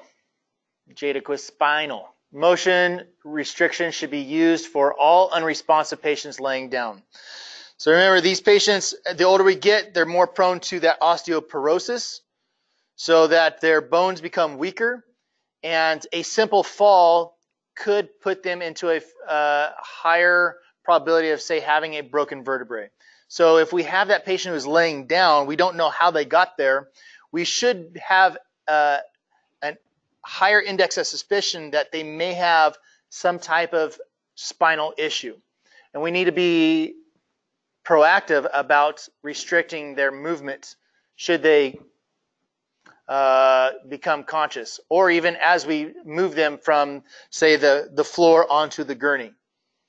So with these patients, it's possible that we could be a little proactive about putting them into a collar. So at least it should be a consideration, and then it should be documented.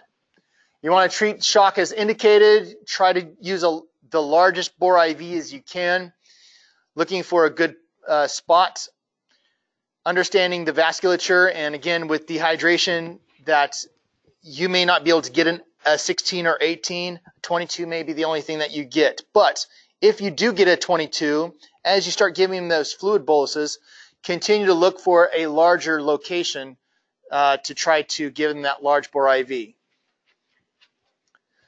In patients with a history of heart failure and or renal insufficiency,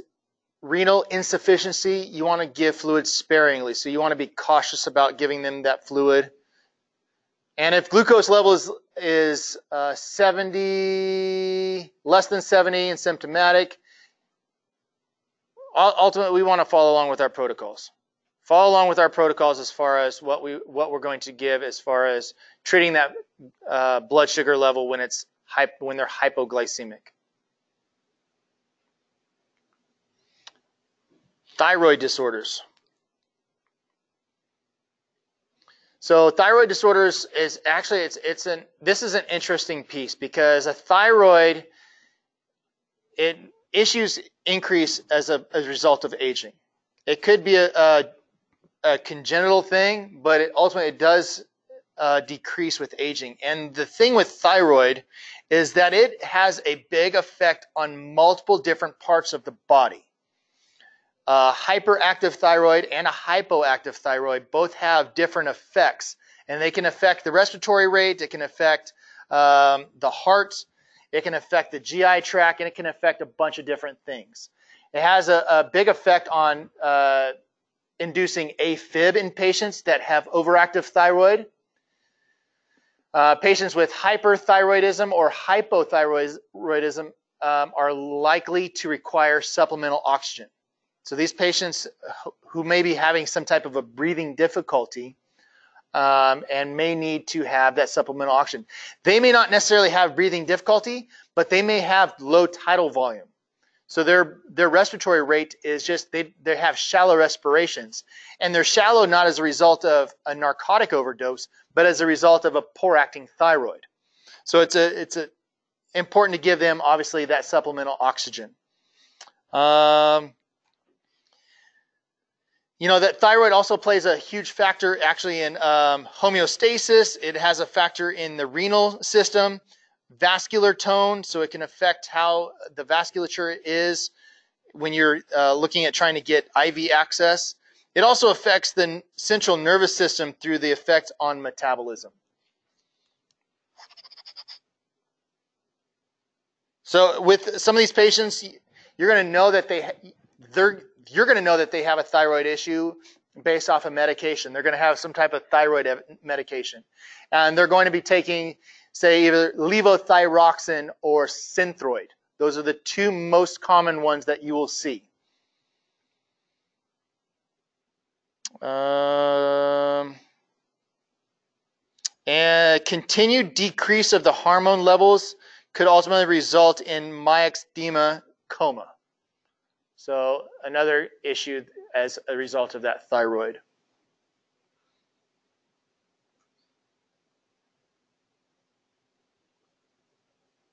Okay. Questions on neuro or endocrine emergencies? No. Great. So, all right, we'll take another break for all of us here in class. I mean, the class is packed. If you guys could see this now, we'll take a short break.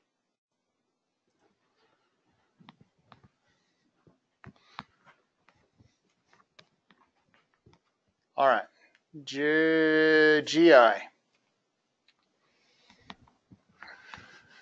So getting into the GI emergencies. So constipation is common, but should not be an initial condition suspected when a patient experiences abdominal discomfort. But it seems like every time a lot of times, I can't say every time, but a lot of times we get in that complacency when we go, especially to the elderly, nursing homes, care homes, assisted living facilities, and they have a complaint of abdominal pain. That is kind of the first thing we go to. When was the last time they had a bowel movement? Are they taking any pain medications? But these are good things to consider. We just can't just hang our hat on bowel obstruction. We should have, with any of these types of assessments, we should be having some, like, multiple things that we are taking into consideration, because each of these issues, each of these systems can have multiple things. So we want to investigate the causes with high mortality first. So high mortality with abdominal issues, abdominal pain, the worst thing that it could be is going to be, say, like a AAA. That'd be the worst thing, right? So we want to try to chip away at the different things that it could be. And we know that obviously with the abdominal issues, there's a number of different things that it could be.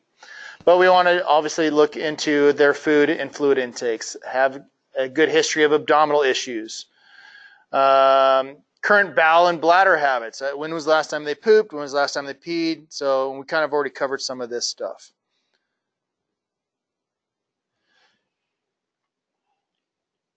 So we wanted to go over the history of acute versus chronic pain. Do a good job of finding out, is this a new pain or is this an ongoing issue?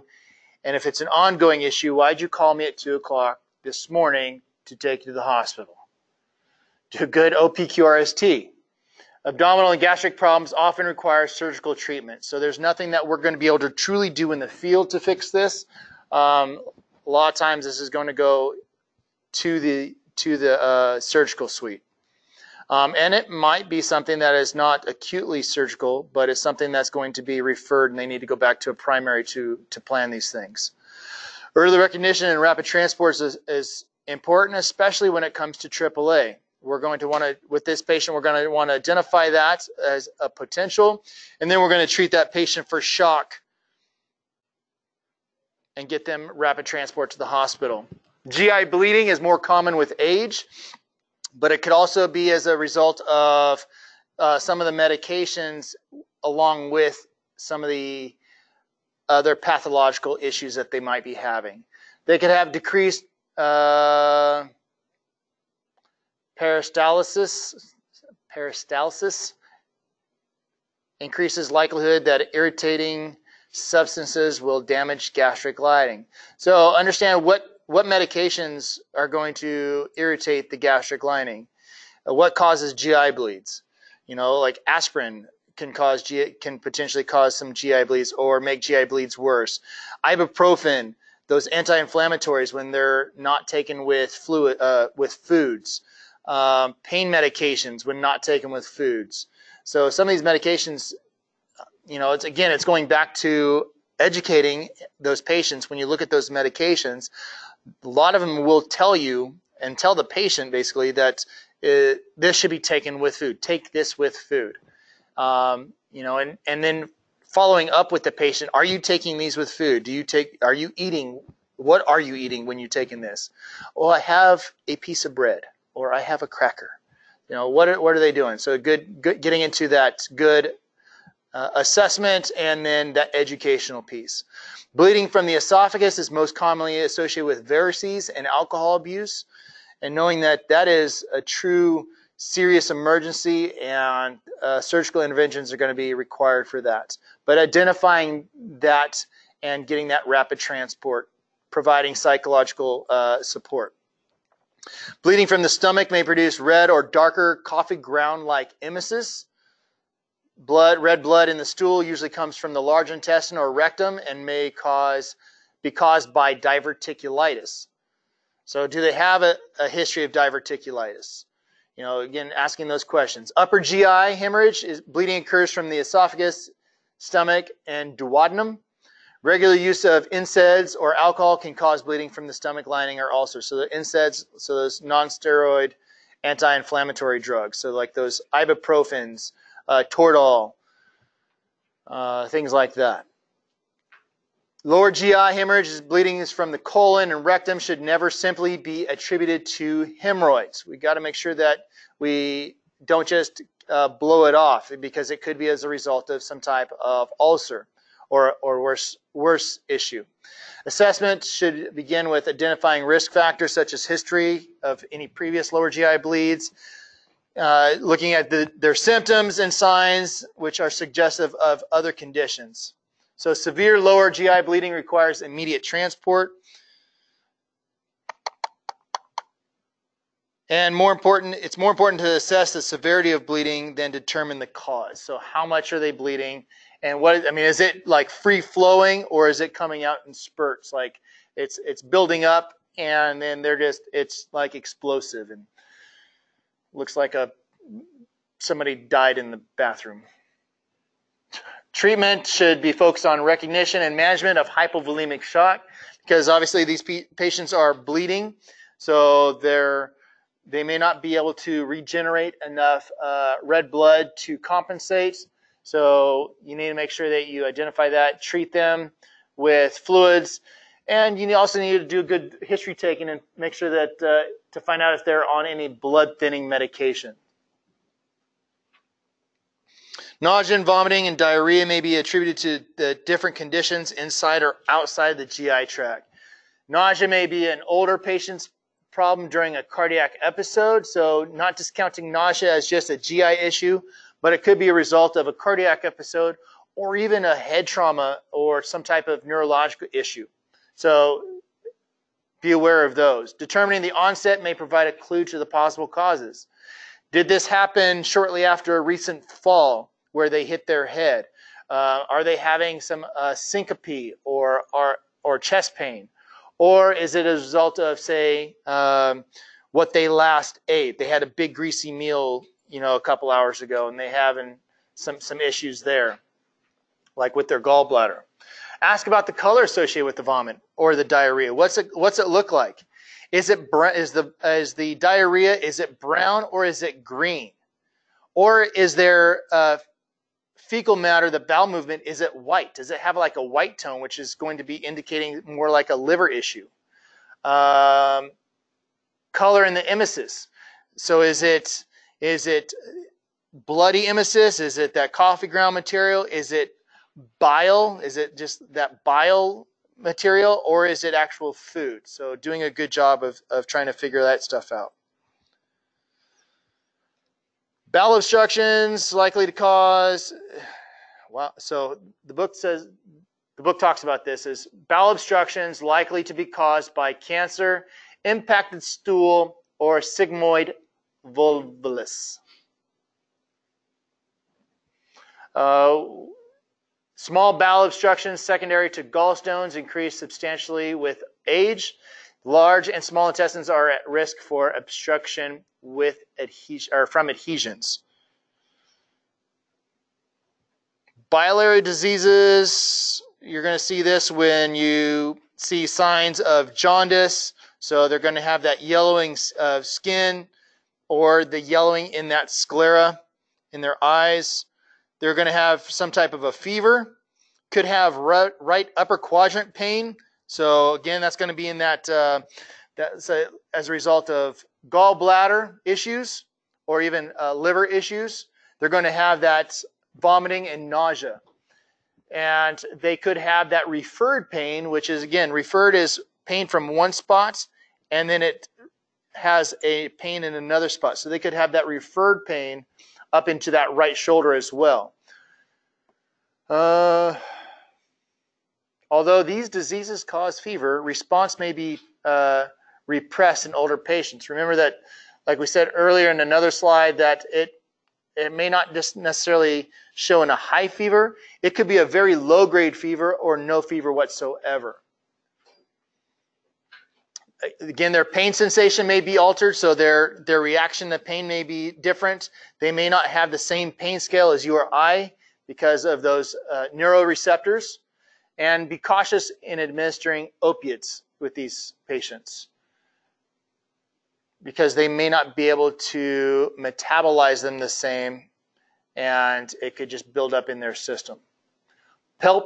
Peptic ulcer disease, older patients are more likely to have stomach or duodenal ulcers. The main factors of these is regular use of NSAIDs and infection with that word right there, Helicobacter pylori. So again, with those regular use of ibuprofen or even naproxen, those can put them at a bigger increased risk of that peptic ulcer and also those abdominal bleeds. So be aware that symptoms of chest pain due to the dyspepsia and chest pain due to cardiac disease or acute MI are easily confused. So don't rule out cardiac, or you're going to need to rule out cardiac by doing a further assessment, say with a 3-lead, or possibly getting a medic to do a 12-lead.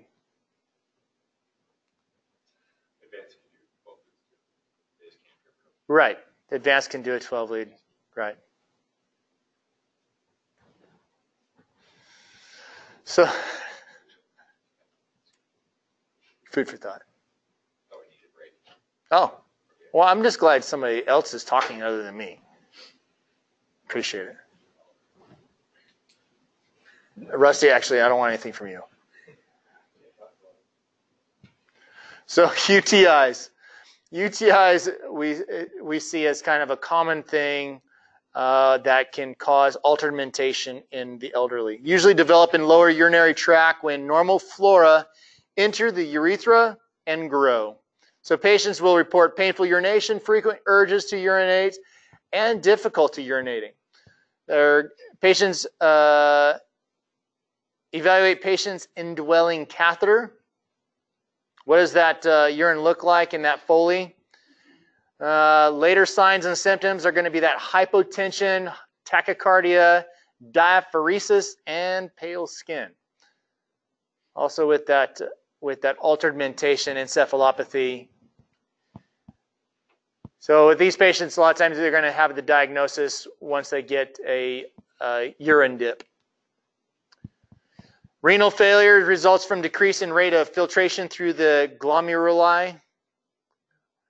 Chronic renal failure may require lifelong hemodialysis or even kidney transplantation. So if a patient misses a dialysis treatment, the situation can become an ALS emergency. So we know that if they don't have that dialysis, that they're going to have that buildup of all that crap inside their system, which could put them into potential cardiac issues.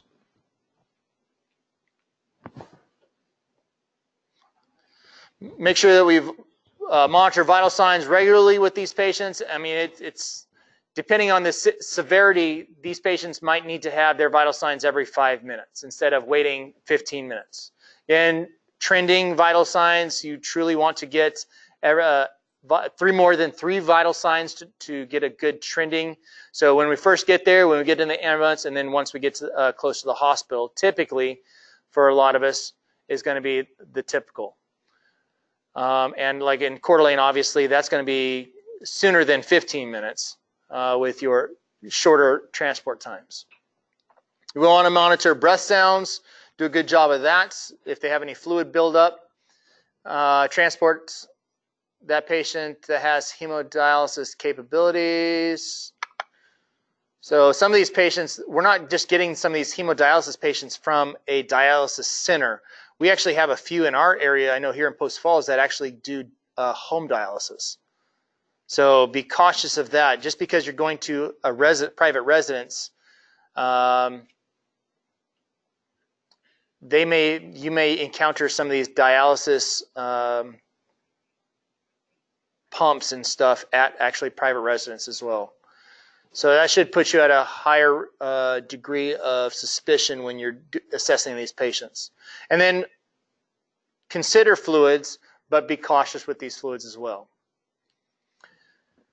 Toxicity emergencies are going to come back to where patients are non-compliant with medication. They could be non-compliant in one of two ways. So obviously non-compliance could be because they're not taking the right amount, as far as they're not taking enough. But when they start taking too much, they could put them into a toxic level, which causes other issues. The pharmacokinetics is it decreases in kidney function, and GI absorption increases susceptibility to toxicity. So that's an issue with geriatrics. With bodies as we get older, it's going to put us into that higher susceptibility range. It may influence the diet, or may be influenced by diet. Obviously, smoking is an issue. Alcohol consumption can be an issue.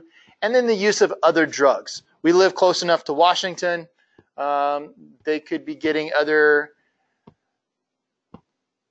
types of medications from across the border.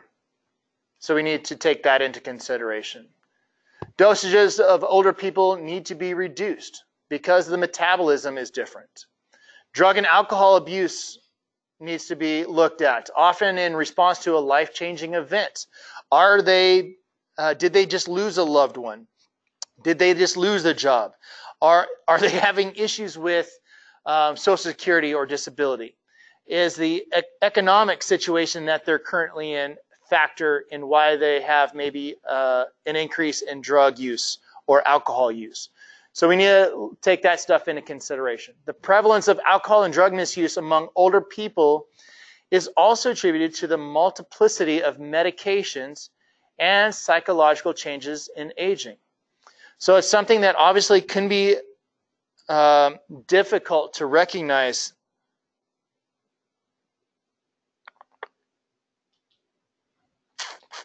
Let's see, I'm looking at some notes here.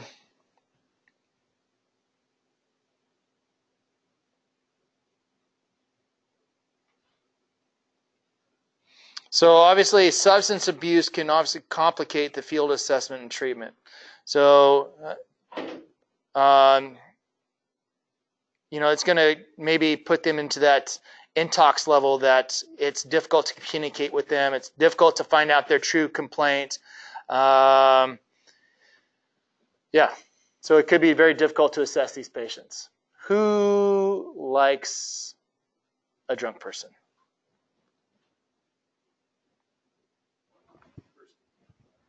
So several factors place older persons in a higher risk for trauma.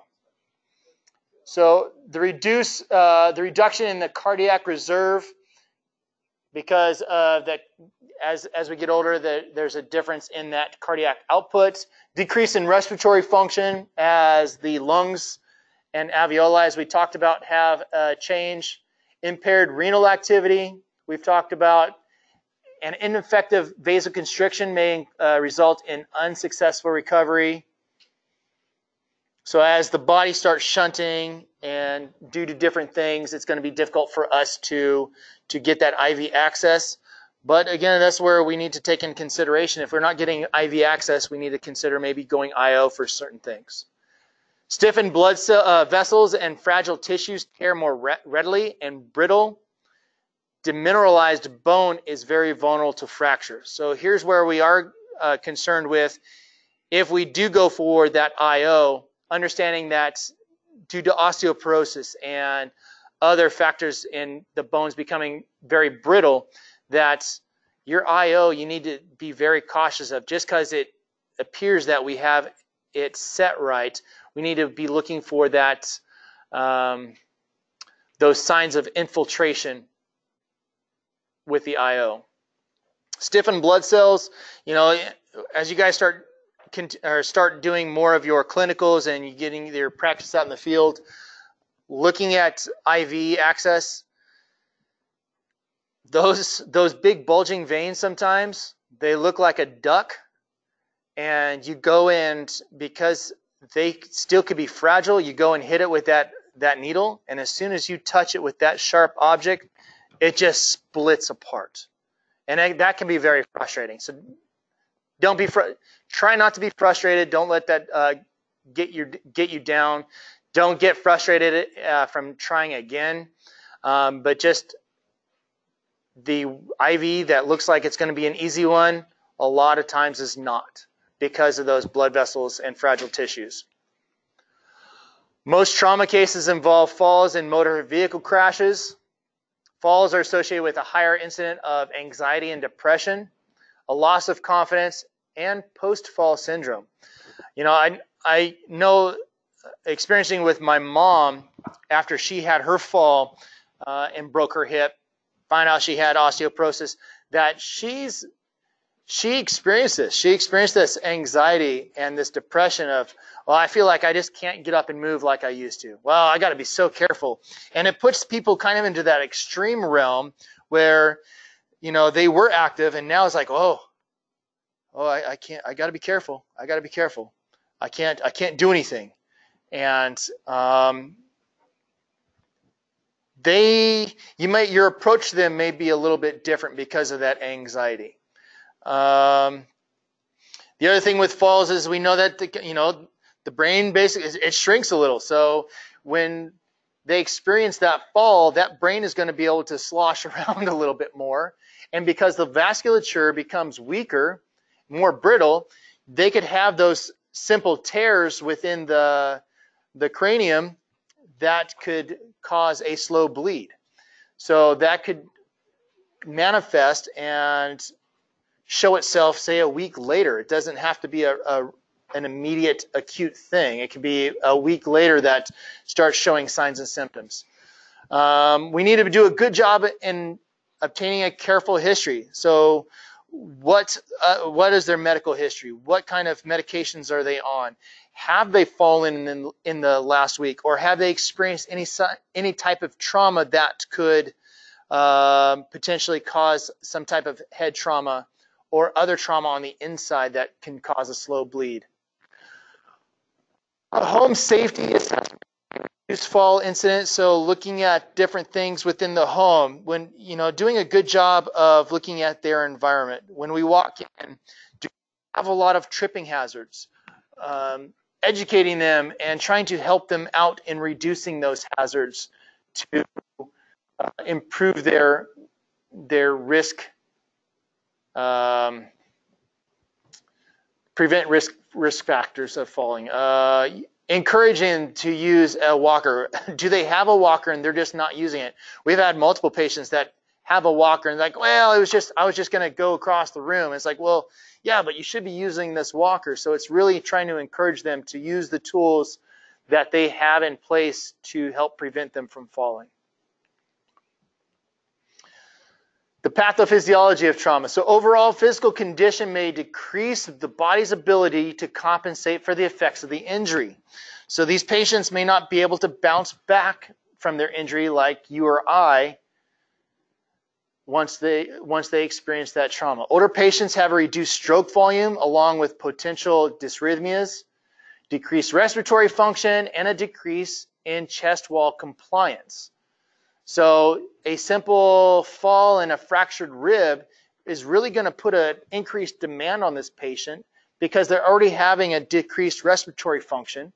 Now they're further exacerbated, say, by a fractured rib. So now they're breathing even more shallow, or their vasculature, and maybe they have the blood thinners, so they're going to have an increase in blood loss as a result of some of these. Higher risk of cerebral bleeding following a head trauma we talked about. Hematomas can go unnoticed because the blood has a void to fill before it can produce pressure on the skull. So that hematoma is that buildup of blood anywhere underneath the skin. So this is in reference more so to the skull because it plays a bigger factor and is more concerning. So female patients may have decreased bone mass and strength from osteoporosis. We've talked about compression fractures of the spine are more likely to occur. And so compression fractures could be as a result of a fall, where somebody even landed on their backside. So they landed on their butt. So they fell backwards. Just because they didn't land flat on their back or on their side, them simply falling down and landing on their butt can help further induce a compression fracture in their spine. So we still have to be cautious with that. Just because they've had that simple fall, don't get complacent because it is more serious in the elderly. Burns are substantially a risk of morbidity and mortality because, again, they're already having the issues with temperature regulation as a result of either that vasculature, their circulation, or the skin. So they're have an increase of that morbidity when it comes to burns.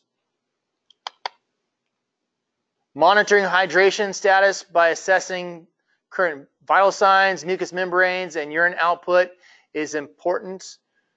And that's going to be obviously more, I mean, some of this we can do in the pre-hospital, but some of this is going to be more so into the continued care for that patient. Ability to recognize fluctuations in temperature becomes delayed. Keep the ambulance patient compartment at a temperature that is higher than normal. And how many times we go into a house and it feels like it is 90 degrees in there, and it's because that patient has a hard time regulating temperature.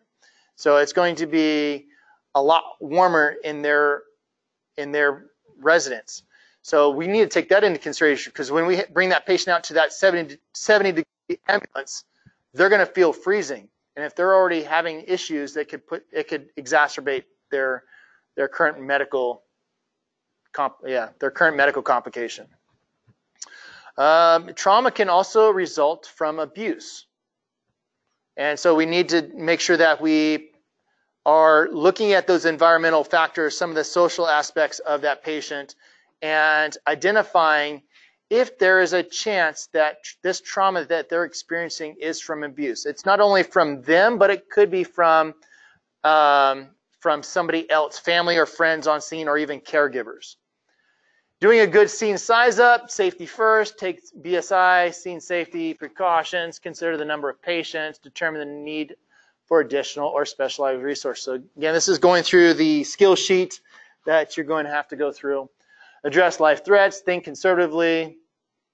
Recommend to transport older trauma patients to a trauma center regardless of the severity of the obvious injury. So we should be doing a good job in transporting these patients. Obviously, we're going to be transporting ours to Kootenai. We don't necessarily have a specific trauma center that we go to.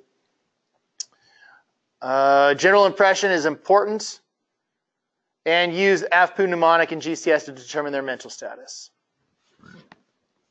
You want to try to leave the dentures in place as long as they fit well with that patient because it's going to help with their communication and some of the airway concerns. In an unresponsive patient, they'll open the airway with a modified jaw thrust maneuver. Again, this is referring to trauma. Modified jaw thrust, perform thorough respiratory assessment and physical assessment of the chest and treat accordingly. Keep suction readily available and wrap patients warm to prevent hypothermia. Manage the bleeds and be suspicious when you experience signs and symptoms of internal bleeding. So you're going to have those physical signs of, say, that warm skin, maybe pulsating masses, the visual signs of bruising underneath the skin, all that stuff. History taking, look for the family members and bystanders who may be able to provide information. Use them sometimes, but again, as you're talking to those bystanders, do not ignore your patient. Talk to your patient. Make sure that you give them the impression that they're the ones that are important, not this person over here that you're talking to.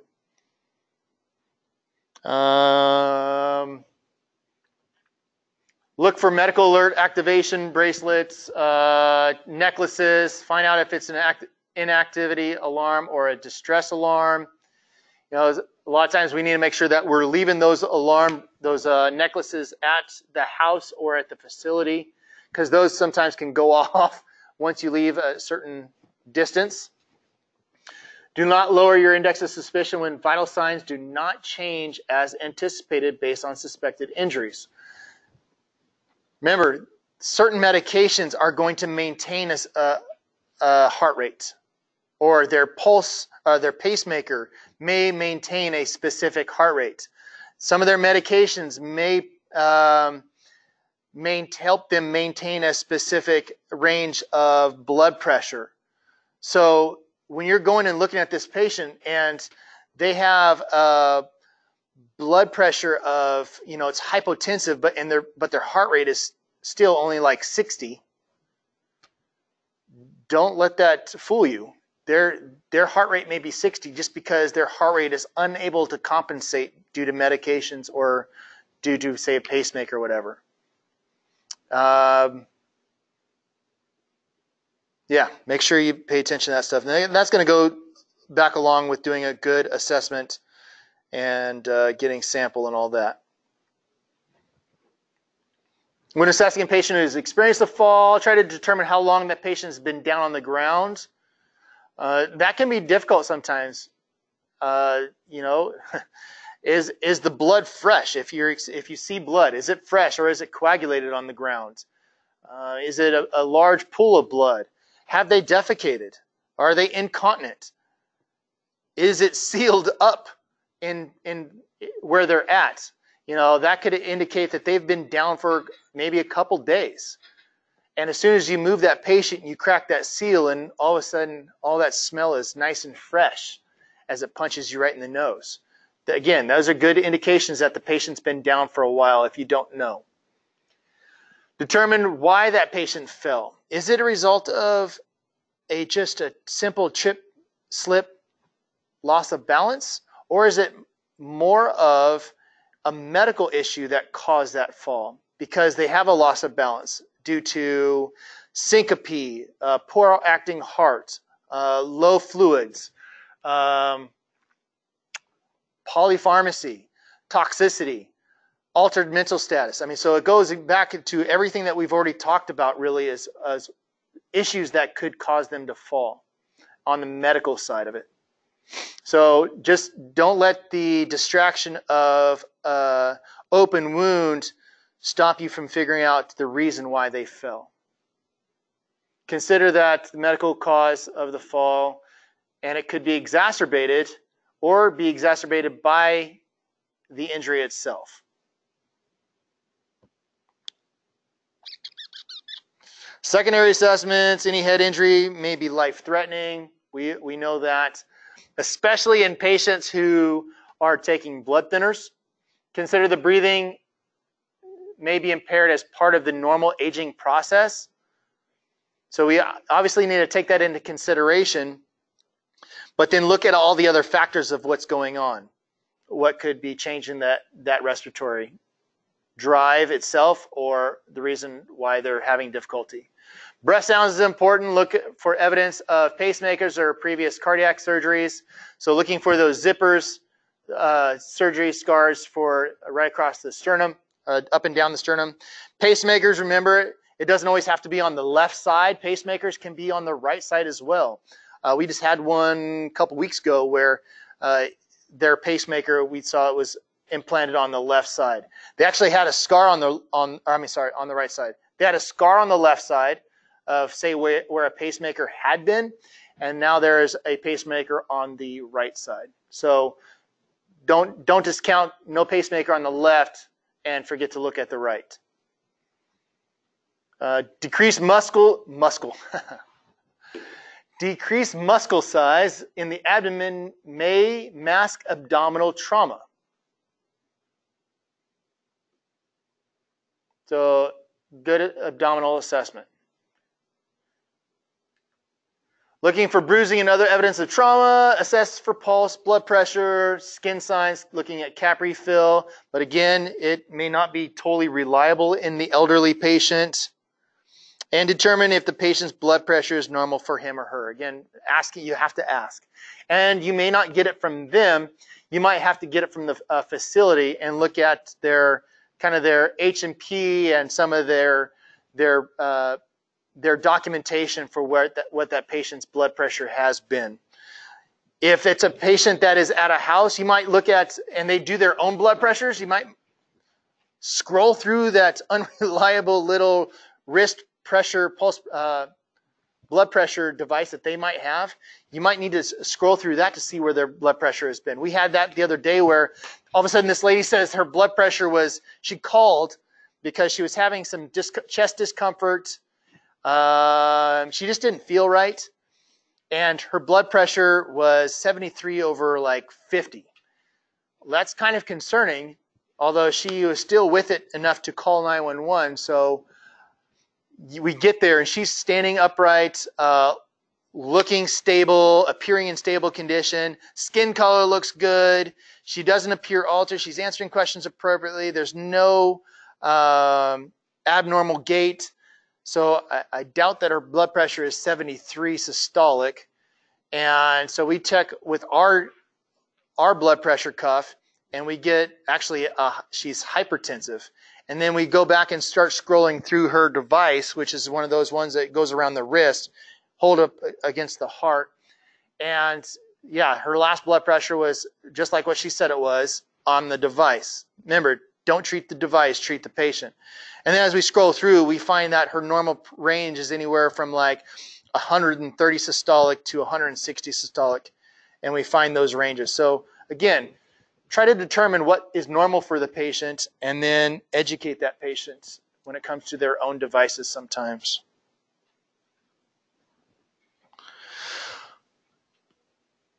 Reassess, reassess, reassess. Reassess, reassess, and reassess. Geriatric patients have a higher likelihood of decompensating after the trauma. Manage a geriatric patient. Broken bones are common and should be splinted in a manner appropriate to the injury. So obviously we're going to manage that appropriately, follow our protocols.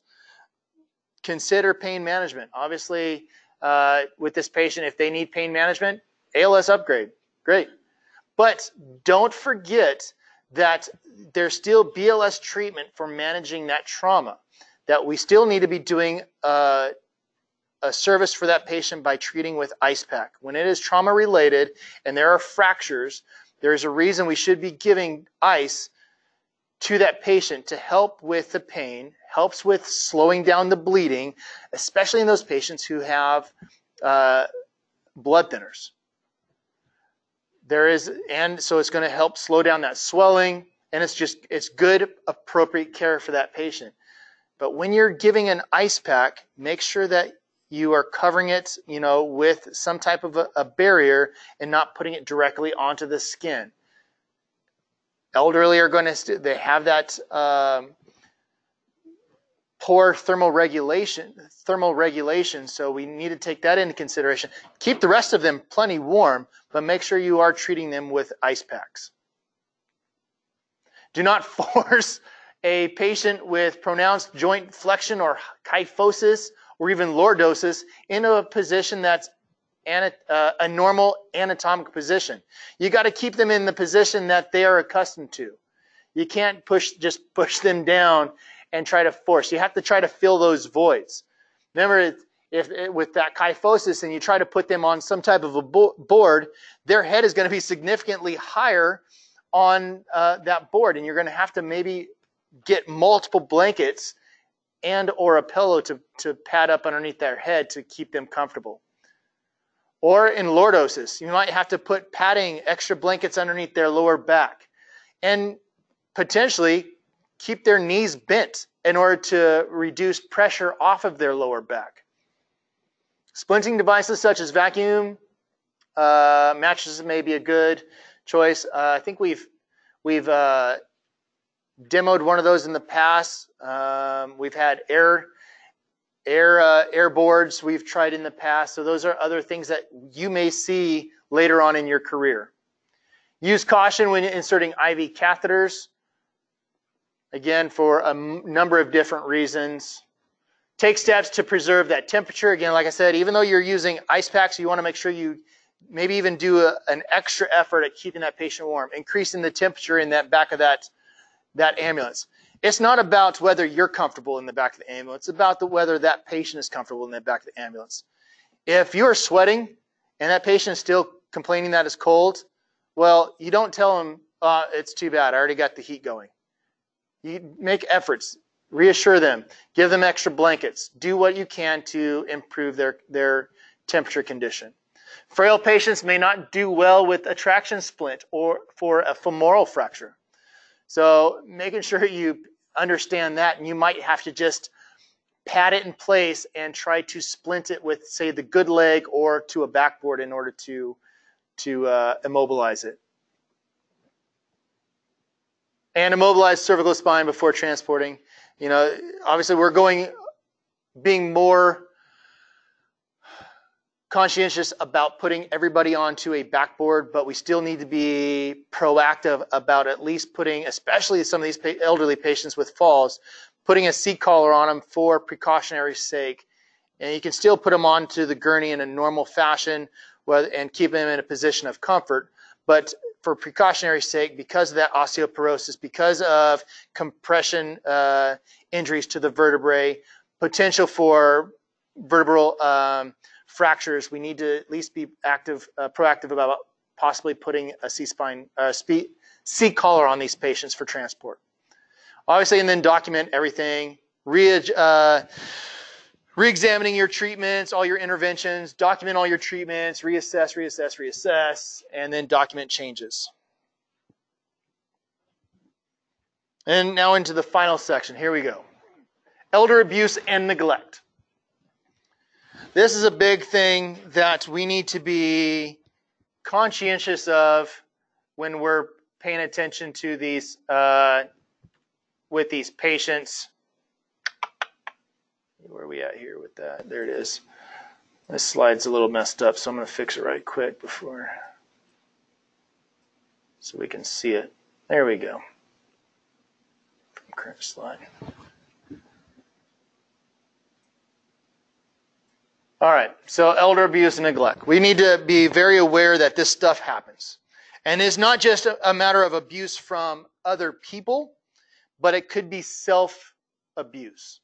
So we need to make sure that we do report these, because this is it's a mandatory reporting, right? So we need to be aware of it. We need to at least investigate it in a way that works for us so that we can report everything accurately. Physical abuse is, some of the examples are assault, neglect, or abandonment, dietary which is malnutrition, poor maintenance of home, poor personal hygiene, sexual assault. Some of the psychological issues are going to be that benign neglect, verbal, somebody's just getting yelled at, berated, treating that person in a demeaning way, telling them that they're useless, oh, they're such a burden on the family, or this person or that person are some examples. Deprivation of sensory stimulation. And then there's that financial piece of abuse, where it's people are embezzling money from these people, or even theft of valuables. So neglect is a failure to provide needed care, services, or supervision. So this is important to understand, because when you go to document, these are things that you need to specifically document. How is it neglect? How is it related to abuse? The prevalence of elder abuse is not fully known for several reasons. It's hidden from society. Definitions of abuse and neglect among older people kind of vary. Victims are often hesitant to report the problem, and most commonly seen is as financial abuse, which may not be as visible and obvious. We're not going to see that obvious financial abuse. But as you start to question that patient, you find out about, maybe family taking care of them, how are they paying for bills? I mean, there's conversations that you can still have in the back of that ambulance or even on scene that will help you determine what type of abuse that they may be experiencing.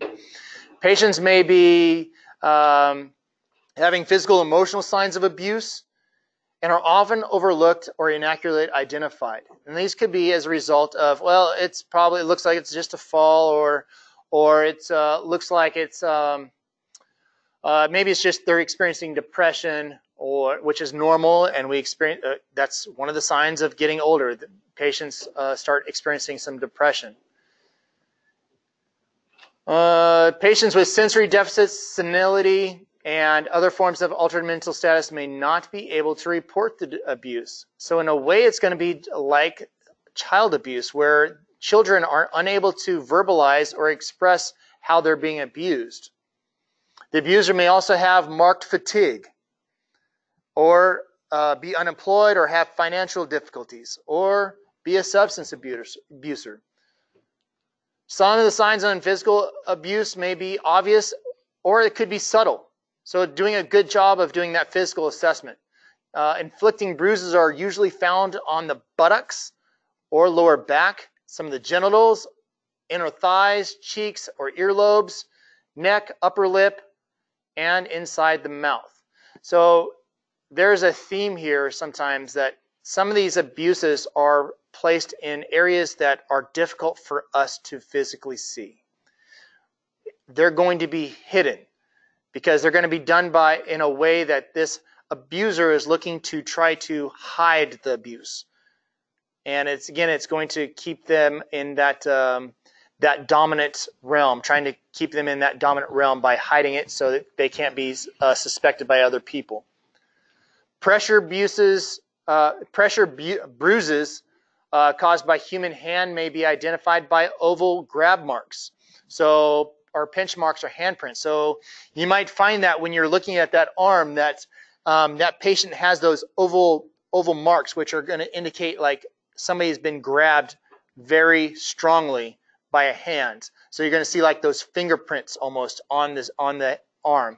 They're going to be oval marks that are consistent with the spacing of fingertips.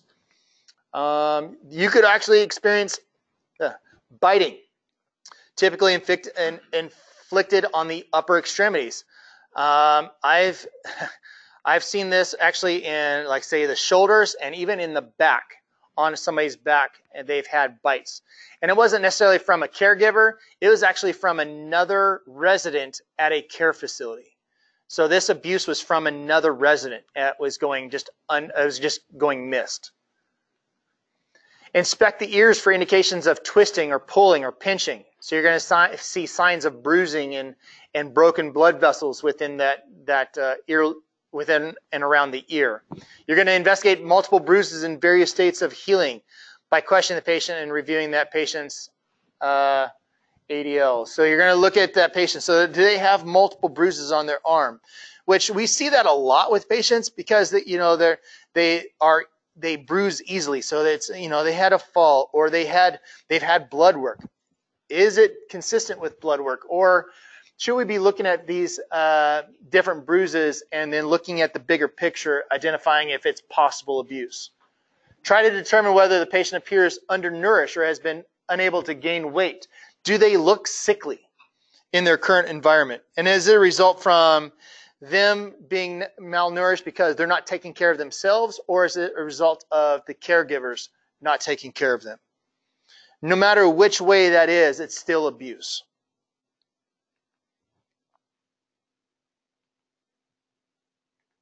Check for signs of neglect. Is it they don't have the medications that they're supposed to have? Do they not have the food that they're supposed to have? Do they not have the clean clothes that they should have? I mean, there's multiple different things. Is their place just not cleaned? So there's multiple things to look at as far as looking for those signs of neglect. Regarding injuries to the genitals or rectum, obviously this is going to be an area where we typically are not going to be looking for. But if there is, when there's active bleeding and things like that, that's when obviously we're getting into those areas but it could be as a result of even sexual abuse to that patient. So assessing. Suspect abuse when answers to questions about the cause of the injury are concealed or just are avoided. You know, that patient can't answer to why they have these bruises, or you know, it's one of the things that we need to take into consideration. Are they not answering to those bruises or those injuries because of dementia, or are they not answering because they're trying to hide the fact that they are being abused? You know, I think this section keeps making me think of Happy Gilmore when his mom is in the facility and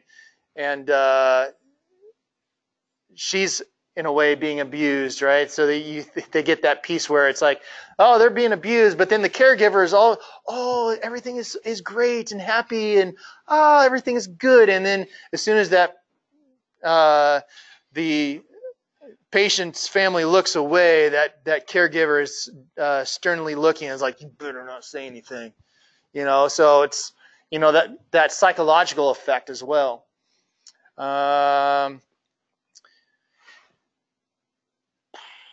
Information that may be important to assess possible abuse is obviously caregiver apathy about the patient's condition, defensive reactions by the caregiver or your questions. You know, and sometimes we experience that when we go to a facility. It's like, you know, when you're asking about, well, what kind of medications are they on? When was the last time did they get that medication? Sometimes that facility, and we can experience that, it's not necessarily as a result of abuse, but it's something that we can think of and relate to future suspicions of abuse, is how those facility staff members as soon as we start asking, because we need to know certain information for our report and for care for that patient while we transport, they get like, all of a sudden they attack us back and like, oh no, we are giving that medication just like we're supposed to, and blah blah blah. They get real upset with us. So in a way, we should be thinking of that as that defensive reaction by a caregiver and thinking of that potential of abuse. Caregivers do not allow the patient to answer questions. So as we try to assess that patient, and then the caregiver, whether it's family, friends, or CNA or nurse, they're jumping in and answering all those questions for us. And we need to do a good job of trying to maybe remove them, have an officer take them back out of the room to get that separation so that we can do a good job of assessing the patient. Repeat visits to the ED for the same ongoing issues might be an indication of abuse or neglect. History of being accident prone, soft tissue injuries, psychosomatic issues, chronic pain without medical explanation, self-destructive behavior, depression or a lack of energy, and a history of substance and or sexual abuse. So these are all those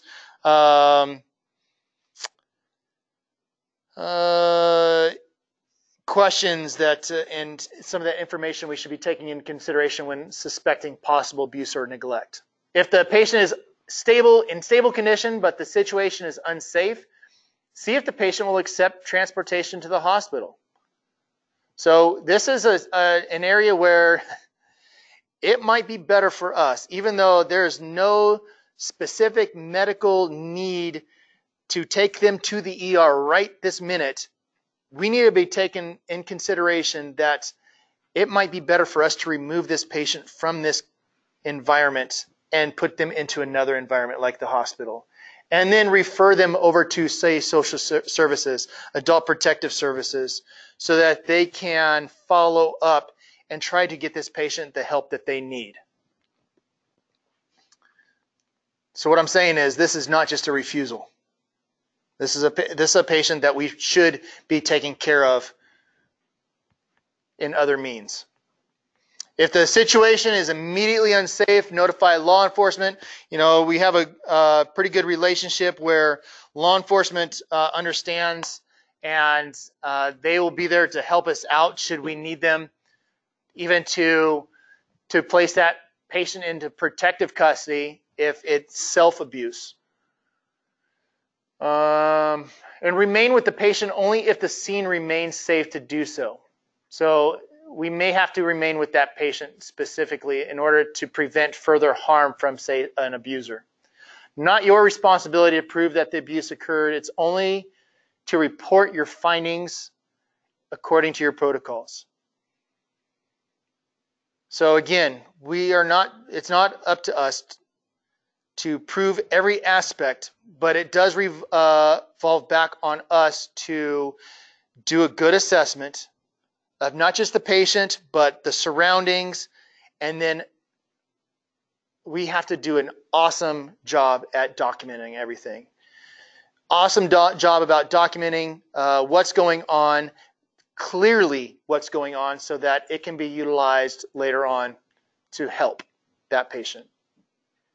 Any questions? Crickets. I hear crickets.